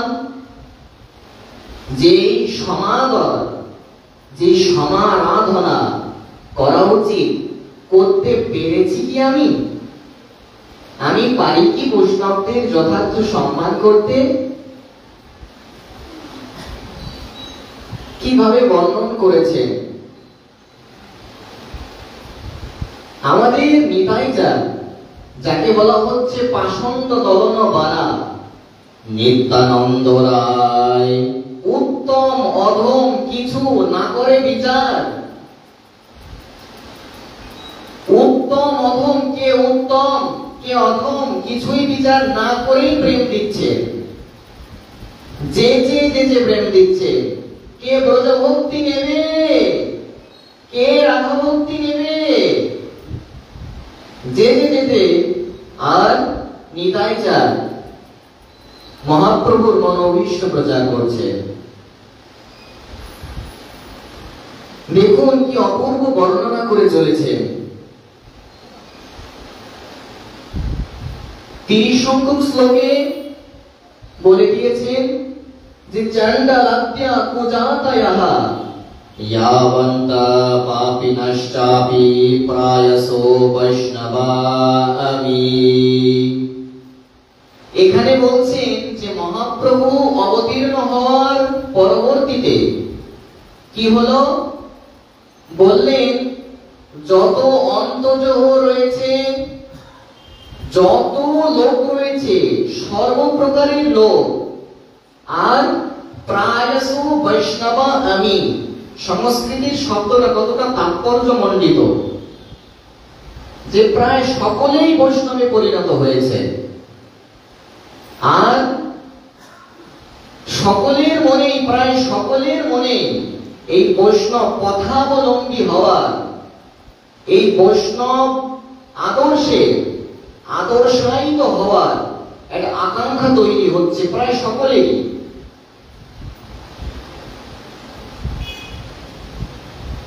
দেখুন কি অপূর্ব বর্ণনা। 31 সংখ্যক শ্লোকে ভট্টাচার্য মহাশয় বলছে, পতিতাং দুর্গতং দৃष्ट्वा বৈষ্ণবা লোকপাবনঃ করৌ ধৃত্वा হরির নামো যাচন্তি কৃপয়া করৌ। বলছেন পতিতাং দুর্গতং দৃष्ट्वा, আমার মতন পতিতকে দেখে বৈষ্ণবা লোকপাবনঃ, আপনাদের ন্যায় আর ধামবাসী যারা রয়েছেন, আপনাদের ন্যায় যারা রসসিক্ত হৃদয়ে রয়েছেন, সহৃদয়গণ রয়েছেন, জ্যেষ্ঠজন রয়েছেন, আর ভজন নিষ্ঠ, ত্যাগ নিষ্ঠ, বৈরাগ্য সিদ্ধ যারা রয়েছেন, আর মাতৃশ পতিতাধমকে পাবনের নিমিত্তে আপনারা সারা বিশ্বে পরিভ্রমণ করছেন। আপনাদের ক্ষমতা, আপনারা ধামবাসী, আপনাদের যে কত ক্ষমতা ভাগবত স্বয়ং সমত ঘোষণা করেছে। তেষাং বিচরতাং পদাভ্যাং তীর্থানাং পাবনেচ্ছয়া ভিতস্য কিম ন রোচেত তাবকানাং সমাগমঃ। ভাগবত স্বয়ং সিদ্ধান্তের ঝঙ্কার তুলেছে। আপনাদের ন্যায় মহজ্জন, আপনাদের ন্যায় সন্ত ভগবন্ত আর যারা রয়েছেন, তারা তীর্থকেও পালন করার সমর্থতা তারা বহন করেন। আপনারা মাতৃশ, অযোগ্যাতি অযোগ্য, কি জন্য তীর্থাভিমুখে গমন করে? বললেন পাবন হওয়ার জন্য, পাপের স্খলনের জন্য। কিন্তু আপনারা যখন তীর্থে গমন করেন, তখন আপনারা তীর্থকেও পালন করার শক্তি রাখেন। ভাগবতের কি অপূর্ব বর্ণনা। এই নবদ্বীপ ধামের প্রত্যেকটি রজকণার প্রতি বারংবার বন্দনা, এবং আপনারা যারা ধামবাসী রয়েছেন প্রত্যেকের চরণ যুগল বারংবার বন্দনা। बोलिए नवद्वीप धाम की, बोलिए नवद्वीप चंद्र श्रीमन महाप्रभु की। কি অপূর্ব বর্ণনা। 32 সংখ্যক শ্লোকে ভট্টাচার্য মহাশয় বলছেন, সংকীর্তনারম্ভে ক্রীডয়তি গৌরে ধাবন্তি জীবশ্রবণে গুণানি অশুদ্ধ চিত্তা কিম অশুদ্ধ চিত্তা শ্রুত্বা প্রমত্তা খলু তেন নারদঃ। বলছেন সংকীর্তনারম্ভে, দেখুন এই যে এই সংস্কৃত যে শব্দের যোজনা এখানে করা হয়েছে, চৈতন্য ভাগবতে যেন এটাই বাংলা পয়ার আকারে বলছে। সংকীর্তনারম্ভে তোমার এই অবতার প্রতি ঘরে ঘরে করিবে নামক পরচার। এই যে প্রত্যেকটি শ্লোক, প্রত্যেকটি পদপদাবলী কতটা সংযোগ রয়েছে একটি অন্যটির সঙ্গে। যখন গ্রন্থাবলীগুলো, গৌড়ীয় বৈষ্ণব গ্রন্থগুচ্ছগুলো, এই গৌড়ীয় বৈষ্ণব গ্রন্থগুচ্ছ, গ্রন্থরাজি, গ্রন্থ রত্নাবলী যখন আর অধ্যয়ন করা যাবে, তখন অনেকটা আমরা সংযোগ খুঁজে পাব, অনেকটা মিল খুঁজে পাব গ্রন্থের মধ্যে। তো দেখুন কি বলছেন, সংকীর্তনারং বিকৃতয়পি গৌরে ধাবন্তি জীব শ্রবণে গুণানি অশুদ্ধ চিত্তা কিম অশুদ্ধ চিত্তা। দেখুন অনেকেই হয়তো এমনটা মনে করে যে আমার তো চিত্ত শুদ্ধ নয়, চিত্ত শুদ্ধ না হলে হরিনাম নেওয়ার অধিকার হয় না। তবে এটা যদি মনে করা হয় তাহলে প্রেম ভক্তি চন্ডিকায় ঠাকুর নরোত্তম যেভাবে বর্ণনা করেছেন সেভাবে কিন্তু বোঝা হলো না। দেখুন যদি আমি এমনটা মনে করি যে আমার চিত্ত আমি শুদ্ধ করতে পারলাম না, আমি হরিনাম নেওয়ার যোগ্য নই, এমনটা করলে এ জন্মে হরিনাম নেওয়ার হবে না। হরিনাম নিতে নিতেই চিত্ত শুদ্ধি হবে। এ কথাও চৈতন্য চরিতামৃতে বলেছেন, নাম সংকীর্তন হইতে সর্বপাপ নাশ চিত্ত শুদ্ধি। এই দেখুন আন্ডার কোটেশন, এখানে বাংলা পয়ারে কবিরাজ কৃষ্ণ গোস্বামী চরণ কি বলছেন, চিত্ত শুদ্ধি। এখানে স্পষ্ট উল্লেখ রয়েছে সর্বভক্তি সাধন উদ্গম কৃষ্ণ প্রেমোদ্গম কৃষ্ণ প্রেমামৃত আস্বাদন কৃষ্ণ প্রাপ্তি সেবামৃত সমুদ্রে মজ্জন। স্পষ্ট উল্লেখ, হরিনাম করতে করতেই চিত্ত শুদ্ধি হবে, এই হচ্ছে সিদ্ধান্ত। আর শ্রীমন মহাপ্রভুর শ্রীমুখ বিনির গলিত যে শ্রী শ্রী শিক্ষা অষ্টকম, সেই শিক্ষাষ্টকমেও প্রথম শ্লোকে মহাপ্রভু এটাই তো বললেন কিনা, চেতদর্পণ মার্জনম। এই যে প্রথম কথাটা, প্রথম সংস্কৃত শব্দেই উল্লেখ করেছেন চেতদর্পণ মার্জনম, চিত্তরূপ দর্পণের মার্জন হবে। চিত্তরূপ দর্পণ হরিনাম সংকীর্তন অনায়াসে করোয় মার্জন, স্পষ্ট উল্লেখ করে দিয়েছেন। এই জন্য হরিনাম দীর্ঘদিন যাবৎ নিরপরাধে যদি করতে পারি, তবে চৈতন্য চরিতামৃতে একথাও বলেছেন, কুবুদ্ধি ছাড়িয়া করো শ্রবণ কীর্তন অচিরে পাইবে ভাই প্রেম মহাধন। অদ্যাবধি কুবুদ্ধি কুযুক্তি আমি পরিত্যাগ করতে পেরেছি কি? শ্রীধরানুগত করো ভাগবত ব্যাখ্যান অভিমান ছাড়ি ভজ কৃষ্ণ ভগবান নিরপরাধ নাম হইতে কৃষ্ণ প্রেমধন। এইখানে স্পষ্ট সেই আবার উল্লেখ করছেন, নিরপরাধে যদি হরিনাম করতে পারি আর নিষ্ঠার সঙ্গে, তাহলে অবশ্যই চিত্ত শুদ্ধি হবে। তো যাই হোক, সংকীর্তনারম্ভে কৃতে কৃতয়পি গৌরে ধাবন্তি জীব শ্রবণে গুণানি অশুদ্ধ চিত্তা কিম অশুদ্ধ চিত্তা। কি বলছেন, এভাবে অশুদ্ধ চিত্তা কিম অশুদ্ধ চিত্তা প্রেম প্রদানম বিতনতি লোকে।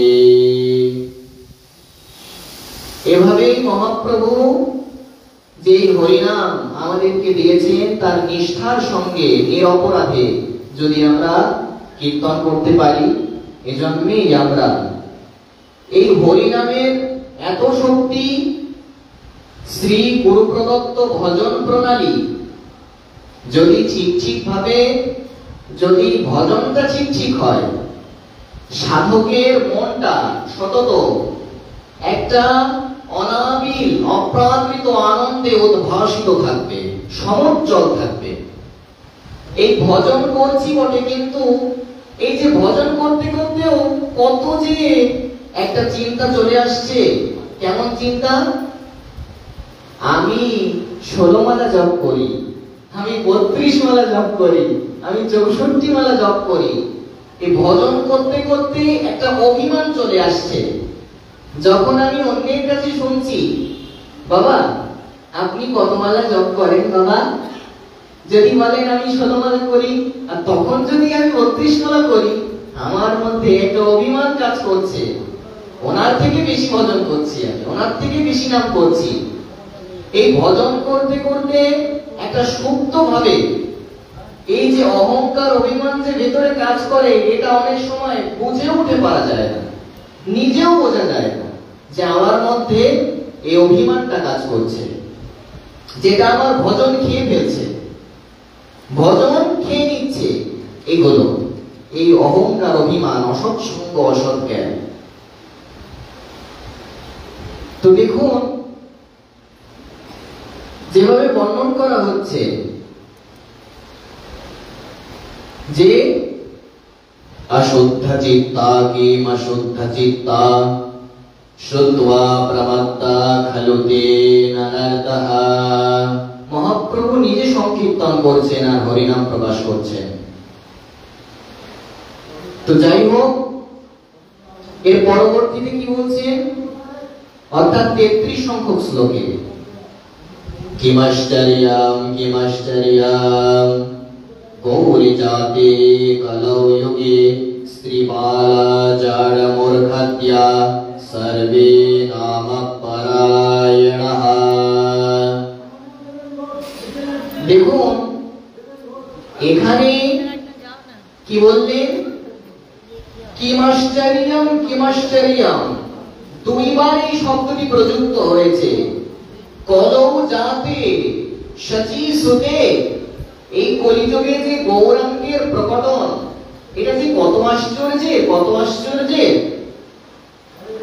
কারণ স্ত্রী বাল জাড় মূর্খত্য়া সর্বে নাম পরায়ণঃ। কি ছোট, কি বৃদ্ধ, কি বালক, কি পুরুষ, কি নারী, সকলেই হরিনাম জপ করছে, সকলেই সংকীর্তন করছে, সকলেই হরিকথা শুনছে, সকলেই কীর্তন করছে। দেখুন মহাপ্রভু যে কথাটা বলেছিলেন নিতাই চাঁদকে, যে সংকীর্তন প্রেম রসে ভাসাইয় গৌর দেশে পূর্ণ করো সভাকার আশ। এই গৌর দেশে যে সংকীর্তন রসে ভাসিয়ে দেওয়ার কথা বলছে, কেউ যেন বঞ্চিত না হয় নিতাই। স্ত্রী পুরুষ কেউ যেন বঞ্চিত নাহি হয়, সকলে যেন সুখে হরিনাম নেয় নিশ্চিন্তে, কেউ যেন শমনের ভয় না করে। এই কলিযুগে তো কুমতি তার্কিক জন, তারা বিশ্বাস করতে চান না। কুমতি তার্কিক জন পড়ুয়া অধমগণ, তারা জন্মে জন্মে ভগতি বিমুখ, কৃষ্ণ প্রেম দান করি বালক পুরুষ নারী, খণ্ডাইয় সভাকার দুঃখ সংকীর্তন প্রেম রসে ভাসাইয় গৌর দেশে পূর্ণ করো সভাকার আশ। হেন কৃপা অবতারে উদ্ধার নহিল যারে, কি করিবে বলরাম দাস। বলরাম দাস বলছে যে এত কৃপার যুগেও আমি বঞ্চিত, আমি বঞ্চিত, আমি প্রেম পেলাম না। সবসময় গৌর ভক্তগণ কি বলে, আমি পেলাম না, কিছু পাওয়া হয়নি, আমার প্রেম হলো না, আমার ভক্তি হলো না, পাইনি পাইনি, কিচ্ছু পাওয়া হয়নি, পেলাম না, কবে পাবো, কবে পাবো, এখনো পাইনি। ঠাকুর নরোত্তম কি বললেন, গৌরাঙ্গ বলিতে হবে পুলক শরীর, হবে নিচে আন্ডার কোটেশন। ঠাকুর নরোত্তম বলছেন ওনার নাকি হয়নি। আরে বাবা, যার হয় সেই তো লিখতে পারে। উনি বলছেন আমার নাকি হয়নি, কবে হবে বলো, সেদিনও আমার। তোমার গুণ গাহিতে শুনিতে ভক্ত সঙ্গে, সাত্বিক বিকার প্রভু হবে কি মোর অঙ্গে, আমি ভূমিতে পড়িব প্রভু অজ্ঞান জন। কি অপূর্ব বর্ণনা! এভাবে বর্ণনা করছেন মহাপ্রভুর ভক্তগণের কি আশ্চর্য মহিমা, যে তারা কেবল যে মানুষদের হরিনাম নেওয়াচ্ছেন এমনটা নয়।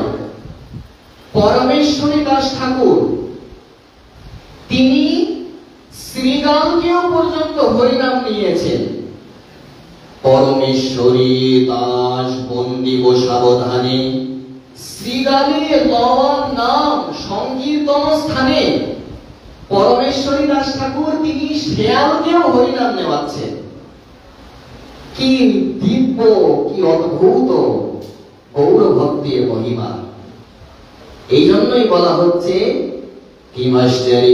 কিমাশ্চর্যম গৌর জাতি কলৌ যুগে স্ত্রী জাড় মূর্খদ্য সর্বে নাম পরায়ণঃ। এর পরবর্তী শ্লোকে 34 সংখ্যক শ্লোকে ভট্টাচার্য মহাশয় বলছেন যে স্ত্রী বাল যারা মূর্খাদ্যা, এটার মহিমা আমরা তো পূর্বে আস্বাদন করেছি।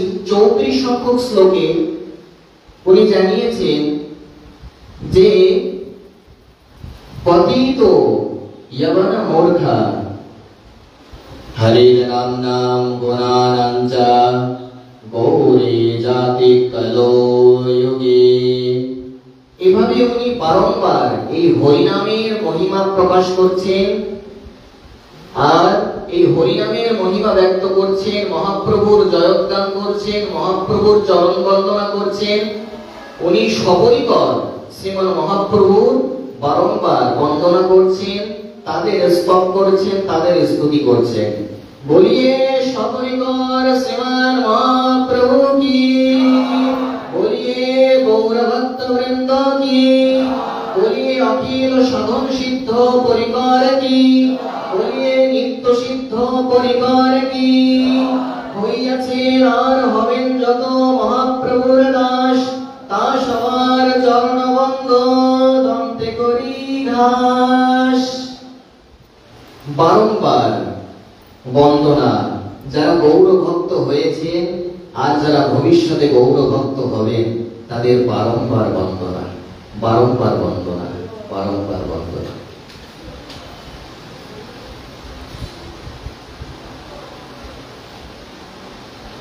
7:25 তো বেজে গেল, আপনারা আজকে এখন যা করবেন তাই হবে।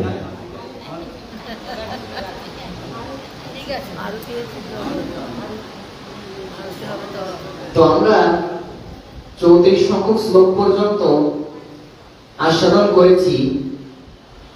35 সংখ্যক শ্লোকটা আপনাদের যেহেতু আজ্ঞা রয়েছে, সেই আজ্ঞা শিরভূষণ করে আমি সেই 35 সংখ্যক শ্লোকটা একটু স্মরণ করি।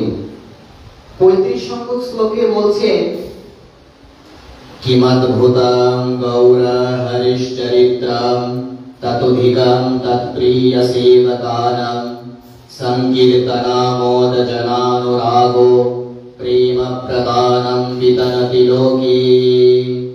এই দেখুন যে কথাটা বলছিলাম যে ভট্টাচার্য মহাশয় মহাপ্রভুর পার্ষদগণের মহিমা ব্যক্ত করছেন। মহাপ্রভুর যারা ভক্ত রয়েছেন তাদেরকে বলা হচ্ছে তারা হচ্ছে মহাপ্রভুর থেকেও অধিক দয়াল, গৌর হতে অধিক দয়াল।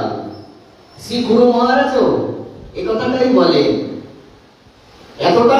এটা তো জোর গলায় কেন বলতে পারছি, কারণ শ্রী গুরু মুখে আস্বাদন পেয়েছি। না হলে এই সিদ্ধান্ত বলা আপনাদের সম্মুখে সত্যি ভয় করে যে আপনাদের কোনো যেন কষ্ট না হয়। কারণ আপনারা যারা গৌরনিষ্ঠ রয়েছেন, আপনারা যারা ধামবাসী রয়েছে, তারা দুটো জিনিস কখনো সহ্য করতে পারেন না। একটা হচ্ছে সিদ্ধান্ত বিরোধ, আর একটা হচ্ছে রসাভাস। এই দুটো জিনিস মহাপ্রভু একদম অপছন্দ করতেন। চৈতন্য চরিতামৃতে এ কথাই ব্যক্ত হয়েছে। ভক্তি সিদ্ধান্ত বিরুদ্ধ আর রসাভাস, শুনিতে না হয় প্রভুর চিত্তের উল্লাস। যদি পাঠের মধ্যে, হরিকথার মধ্যে যদি সিদ্ধান্ত বিরোধ থাকে, তাহলে আপনাদের মনে যে কতটা কষ্টের সঞ্চার হবে, আমি সেই জন্য অত্যন্ত ভয়ে আছি। যে যদি কোনো ভুল হয়ে যায়, আপনারা যদি কষ্ট পান, তাহলে আর কিভাবে এই অপরাধ থেকে আমি মুক্ত হব? এই রসাভাস, এই সিদ্ধান্ত জ্ঞান, এগুলো আপনাদের কৃপায় যেন সঠিক রূপে, যেন এগুলোর একটু তত্ত্ব জ্ঞানটা আর অনুভব করতে পারে। আপনাদের এই করুণাটা যাচনা করি যে এতটা অযোগ্য আমি, এতটা অযোগ্য, কোনো কিছুই আমার দিয়ে হয় না, কোনো একটা সেবা কর্ম পারি না, কিছুই পারি না। শুধু আপনাদের যদি একটু কৃপা হয়, তাহলে এটাই প্রার্থনা, এটাই অভিলাষ যে যেন সিদ্ধান্ত বিরোধ এবং রসাভাসকে আর অত্যন্ত সতর্কতার সঙ্গে পরিত্যাগ করে যেন জন্মে জন্মে আপনাদের চরণতলে বসে আপনাদের হরিকথার সেবাটা প্রদান করতে পারে। এটাই অভিলাষ। দেখুন, বিশেষ করে যারা বক্তা হবেন, যারা পাঠক হবেন, বাবা পাঠক বলছো, পাঠক ঠক ঠক করে কাঁদছে। যারা ভগবানের এই দিব্য লীলাগুলো বর্ণন করবেন, তাদেরকে তো অবশ্যই, এবং কাদের মুখ থেকে হরিকথা শুনতে হয় এটাও আপনারা জ্ঞাত। বক্তা দুই প্রকারের হয়, একটা নিরাগ বক্তা, একটা স্বরাগ বক্তা। স্বরাগ বক্তার বৈশিষ্ট্যটা আপনাদের সবই জ্ঞাত, তারপরেও একটু পুনরস্মরণ। স্বরাগ বক্তাটা কেমন হয়? পাঠ করছি আর চিন্তা করছি দক্ষিণাটা ঠিক পাবো তো।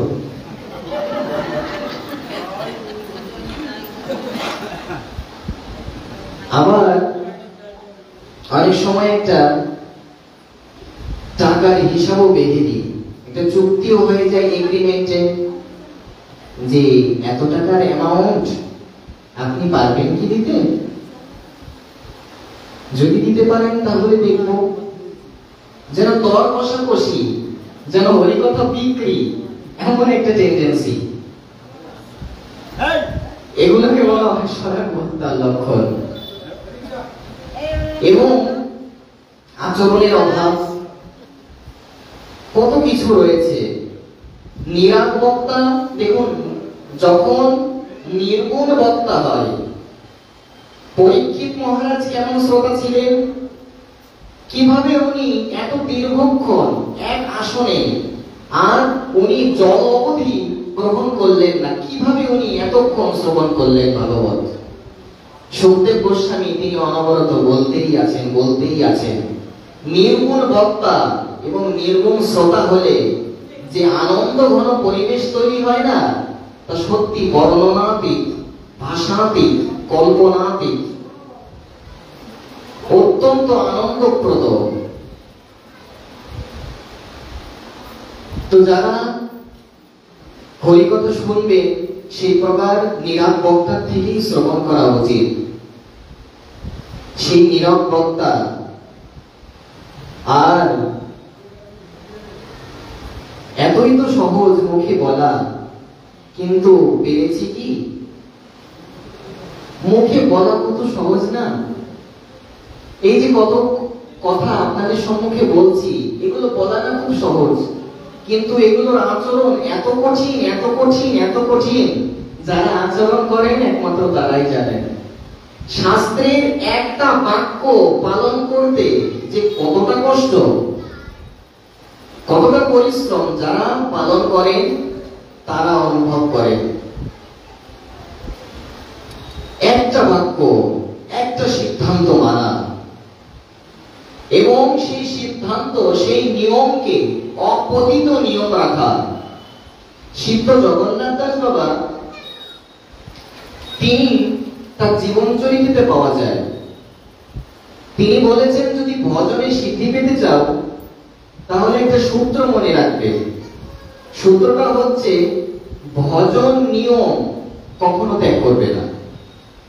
যেমন রঘুনাথ দাস গোস্বামী 3 সন্ধ্যা রাধাকুণ্ডে অপতিত স্নান, ব্রজবাসী বৈষ্ণবে করে আলিঙ্গন দান। চৈতন্য চরিতামৃতে বর্ণন করা হচ্ছে, উনি ব্রজবাসী বৈষ্ণবদের আলিঙ্গন দান করতেন। 3 সন্ধ্যা উনি রাধাকুণ্ডে অপতিত স্নান করতেন। নিয়মের কখনো ভঙ্গ হয়নি, কখনো নিয়মের ভঙ্গ হয়নি। তো সিদ্ধ বাবা বললেন যে ভজন নিয়মটা যদি অপতিত থাকে, অপতিত একেবারে যেন অপতিত যদি রাখতে পারো, তাহলে নিরপরাধে নিষ্ঠার সহিত ভজন করতে করতে খুব শীঘ্রই সিদ্ধি আসে। যদি আমি প্রত্যেক দিন 4 মালা জপ করি, সেই 4 মালাই জপ আমার করা উচিত। এই নিয়মটা যদি ভঙ্গ হয়ে যায় কোন একটা কারণে, খুব কঠিন। তবেও যাদের অনেক সেবা কর্ম থাকে, অনেক সময় পরিশ্রম হয়ে যায়, তবে আর অজ্ঞানতা বশত মাতৃশ জীব সেবাকেও পরিশ্রম বলে মনে করে। সেবাকে যখন পরিশ্রম বলে মনে করা হয়, তখন সেটাকে আর সেবা বলা যাবে না, সেটা পরিশ্রমে পর্যবসিত হয়। এই যে সকালে উঠে এই যে ভক্তদের গৌরীয় বৈষ্ণবের যে নৃত্য কৃত্য, এই যে ভগবানের নিমিত্তে পুষ্প চয়ন, এগুলো কি পরিশ্রমের কিছু? এগুলো তো ভজনই। তুলসী চয়ন, তার অর্জন, এগুলো যদি কষ্ট মনে হয়, না কষ্ট হয়ে যাচ্ছে, কষ্ট হয়ে গেছে মেলা, এখন নাম জপ করতে ভালো লাগছে না, এই যে অরুচি, যদি একদিনের জন্যও ভজনের নিয়মটা পতিত হয়ে যায়, তাহলে সিদ্ধি আসবে না। যে কোনো প্রকারেই হোক না কেন, যদি ভজন নিয়মটা টিকিয়ে রাখা যায়, খুব শীঘ্রই সিদ্ধি পাওয়া যায়। এই যে ভজন করা সত্ত্বেও কোনো আনন্দ পাই না কেন, আমি বুঝতে পারি না কেন যে আমি যে নাম জপ করছি, হরিকথা শুনছি, পাঠ করছি, আমি কি এগিয়ে যাচ্ছি নাকি পিছিয়ে আসছি? আমি এটা বুঝতে পারি কি যে আমি কি এগোচ্ছি নাকি পিছাচ্ছি? দেখুন, রূপস্বামী চরণ অপূর্ব এর উত্তর দিয়েছেন যে 6টি কারণ রয়েছে। 6টি কারণের জন্য আমাদের ভজন উল্লাস হয় না। নাম জপ শ্রবণ কীর্তন করা সত্ত্বেও চিত্তে আনন্দের সঞ্চার হয় না। 6টি কারণ। সহজ করে বলতে হলে আমরা গাই না, 6 বেকদমি 6 দোষসধি, 6 আপনারা সবই জানেন। সেই 6 দোষসধি যেখানে বলা হচ্ছে, সেই 6 প্রকার দোষ তিনি আর বর্ণন করেছেন। সেগুলো কি? अत्याहारा प्रयासश्च प्रजल्पनियमाग्रह जनासङ्गश्च लोल्यञ्च षड्वीर्भक्तिर् विनश्यति। এই শ্লোকটা আবার বঙ্গানুবাদ করেছেন। সেই বঙ্গানুবাদে বলছেন যে অত্যাহার, বৃথাশ্রম, বৃথা বহু কথা, ভজন নিয়ম ত্যাগ, জনসঙ্গ তথা বিষয় লালসা, এ 6 ভক্তি নাশ, এ 6 থাকিতে নহে ভজনে উল্লাস। 6টি কারণের উল্লেখ করেছেন। এই 6টি কারণের জন্য ভজন করা সত্ত্বেও কোনো আনন্দের সঞ্চার হয় না। কি কি এগুলো বললেন? প্রথমে হচ্ছে অত্যাহার। এটা কি? এটা হচ্ছে প্রয়োজনাতিরিক্ত, প্রয়োজনাধিক আহার করা। মানে ব্যাপারটা কেমন? আজকে একটু আইটেম বেশি হয়েছে, একটু ছানা পড়া হয়েছে, দেখে আমার চোখগুলো ছানা পড়া হয়ে যাচ্ছে। আমার লোভে আমি প্রয়োজনাধিক গ্রহণ করে নিলাম, তাহলেও এটা প্রতিবন্ধকতা হয়ে গেল। আমার যতটুকু প্রয়োজন ততটুকু গ্রহণে কোনো দোষ নেই, কিন্তু প্রয়োজনাতিরিক্ত এটা ভক্তির অন্তরায়, এটা হচ্ছে প্রথম দোষ। তারপর কি বলছে? বৃথা শ্রম। এমন এমন সব কাজবাজ করছি যেগুলো ভগবানের কোনো তুষ্টি হয় না। সারাদিন শুধু কি খাটুনি করছি, কিন্তু সেই খাটুনি উদ্দেশ্য ভগবত প্রীতি বিধান নয়, ভগবত সন্তুষ্টি নয়। এই হচ্ছে 2 নাম্বার দোষ। এই দোষের কারণে আমাদের ভজন করেও কোনো আনন্দ হয় না। তারপরে কি বলছে? বৃথা বহু কথা, বিভিন্ন রকম আইন কথা, ভগবানের কথা নয়। যে কথা ঈশ্বরকে বর্ণন করে না সেটা তো কাকের তীর্থ, সেই স্থানকে কাকের তীর্থের সঙ্গে তুলনা করা হয়েছে। ভাগবত পরমহংসগণ সেখানে কোনো প্রকার আনন্দ পান না, সেখানে তাদের বিচরণ নাই, সেই স্থান তাদের কাছে আনন্দবহ নয়।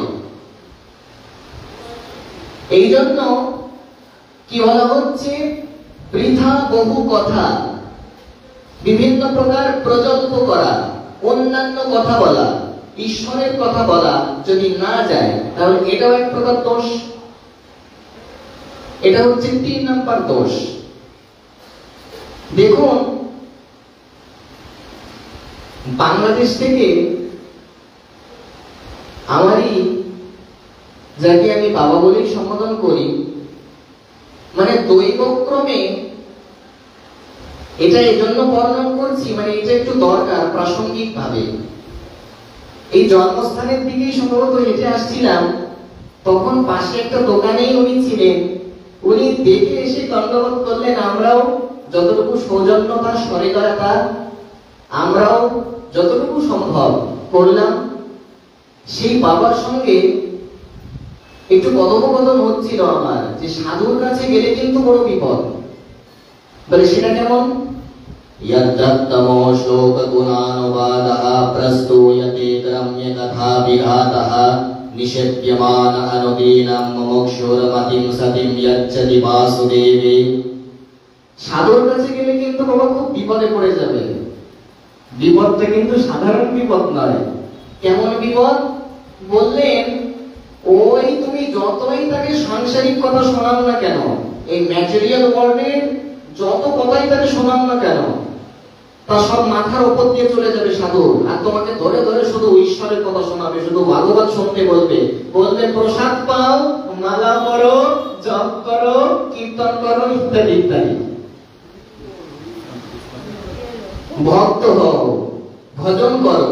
সাধুর কাছে গেলেই বলবে ভজন করো, প্রসাদ পাও, মালা পড়ো, জপ করো, হরি কথা শোনো, গ্রন্থ পড়ো।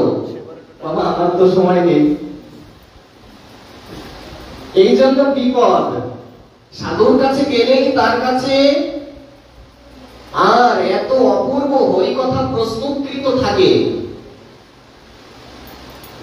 যে তাদের এই যে সিদ্ধান্তের মালা গেঁথে রেখেছেন আমাদের রূপ সনাতন আদি গোস্বামীগণ, আমাদের আচার্যগণ, সম্প্রদায়ের আচার্যগণ ভক্তির উদ্যান থেকে সিদ্ধান্তরূপী পুষ্প চয়ন করে যেই মালা গ্রথিত করে রেখেছেন, এই গ্রন্থের ছত্রে ছত্রে সেটা সুচারুরূপে চরিতায়নে সাজানো রয়েছে।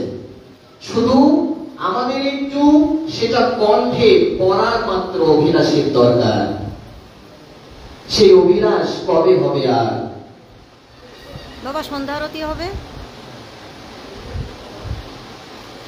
তো দেখুন, এই 6টার উল্লেখ করে আমরা সন্ধ্যা আরতির পরবর্তী কার্যক্রমে আমরা প্রবেশ করব। তো 3 নাম্বারটা বলছিলাম, বৃথা বহু কথা। 4 নাম্বার হচ্ছে ভজন নিয়ম ত্যাগ। এটা আমরা ইতিমধ্যে বলেছি, ইতিমধ্যে ভজন নিয়ম ত্যাগের বিষয়টা আমরা বলেছি। ভজনের নিয়মটা যদি অব্যাহত রাখা যায়, প্রতিদিন যদি 4 মালা জপ করি, ওই 4 মালাই জপ করা আমার উচিত। যে যেমন ভাবে ভজন করে তেমন, এটা যদি অব্যাহত রাখা যায় তাহলে খুব দ্রুত সিদ্ধিটা পাওয়া যাবে। তো এটা হচ্ছে 4 নাম্বার, ভজন নিয়ম ত্যাগ, জনসঙ্গ তথা। 5 নাম্বার হচ্ছে অসৎসঙ্গ। এই অসৎসঙ্গ হচ্ছে একটা বড় দোষ। দেখুন, আমার একটা রোগ হয়েছে, ডাক্তার আমাকে প্রেসক্রিপশনে ওষুধের নামও লিখে দিয়েছে, আমি ওষুধও খাচ্ছি, আবার কুপথ্যটাও ছাড়ছি না, তাহলে কি আমার রোগের নিরাময় হবে? তো সাধু সঙ্গ করছি, আবার সঙ্গে সঙ্গে অসৎ সঙ্গ করছি, তাহলে কিন্তু সাধু সঙ্গের প্রকৃতটা ফল এটা আমি অনুভব করতে পারবো না। এটা হচ্ছে 5 নাম্বার দোষ। আর 6 নাম্বার দোষটা কি? ভজন নিয়ম ত্যাগ, জনসঙ্গ তথা বিষয় লালসা। এটা হচ্ছে 6 নাম্বার দোষ। আচ্ছা, বিষয়ের কি কোনো দরকার নেই? বলেন আছে বই কি? অনাসক্তে বিষয়ে ভুঞ্জ লহ কৃষ্ণ নাম। রঘুনাথ দাস গোস্বামীকে মহাপ্রভু এই তো বললেন, মর্গট বৈরাগ্য না কর লোক দেখাইয়া, যথাযোগ্য বিষয় ভুঞ্জ অনাসক্ত হইয়া, অন্তরে নিষ্ঠা করো বাহ্যের ব্যবহার, অচিরে কৃষ্ণ তোমায় করিবেন উদ্ধার। এই জন্য বিষয় আবার যতটুকু প্রয়োজন, যতটুকু না হলে নয়। আর বিষয়টা ভক্ত গৌড়ীয় বৈষ্ণব কেন অঙ্গীকার করেন? বলেন এটাও ওই গৌর গোবিন্দের সেবার জন্যই, নিজের ভোগের জন্য নয়। যতটুকু বিষয় গ্রহণ করছি, বিষয় গ্রহণের উদ্দেশ্য হচ্ছে সেই নিতাই চৈতন্যের সেবা, তাতে কোনো দোষ স্পর্শ করে না। তো যাই হোক, আপনাদের কত কষ্ট দিলাম। এভাবেই আর নিত্য হরিকথার দায়িত্ব দিয়েছেন প্রপূজ্য শ্রী চরণ শ্রীল মহান্ত মহারাজজি।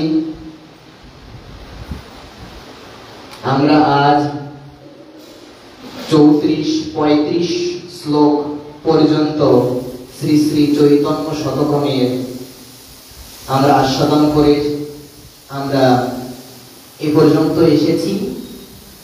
তো আগামীকাল আবার রইল এই বিষয়ে আস্বাদনের আকাঙ্ক্ষা, এবং সঙ্গে সঙ্গে আগামীকাল আপনাদের চরম দর্শনের অভিলাষী আপনারা এভাবে যদি একটু সেবার সৌভাগ্য প্রদান করেন, বড় কৃতজ্ঞ আপনাদের সবার চরণে আমি বারংবার কৃতজ্ঞতা জ্ঞাপন করছি।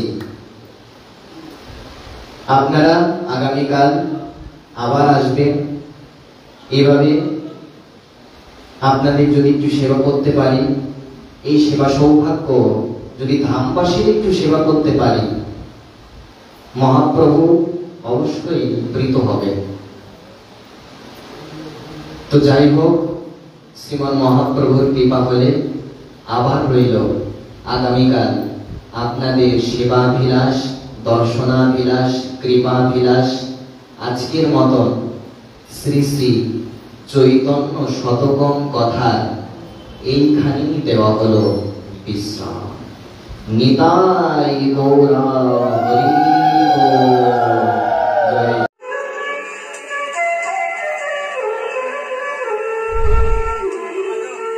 চ্যানেলটি ভালো লাগলে লাইক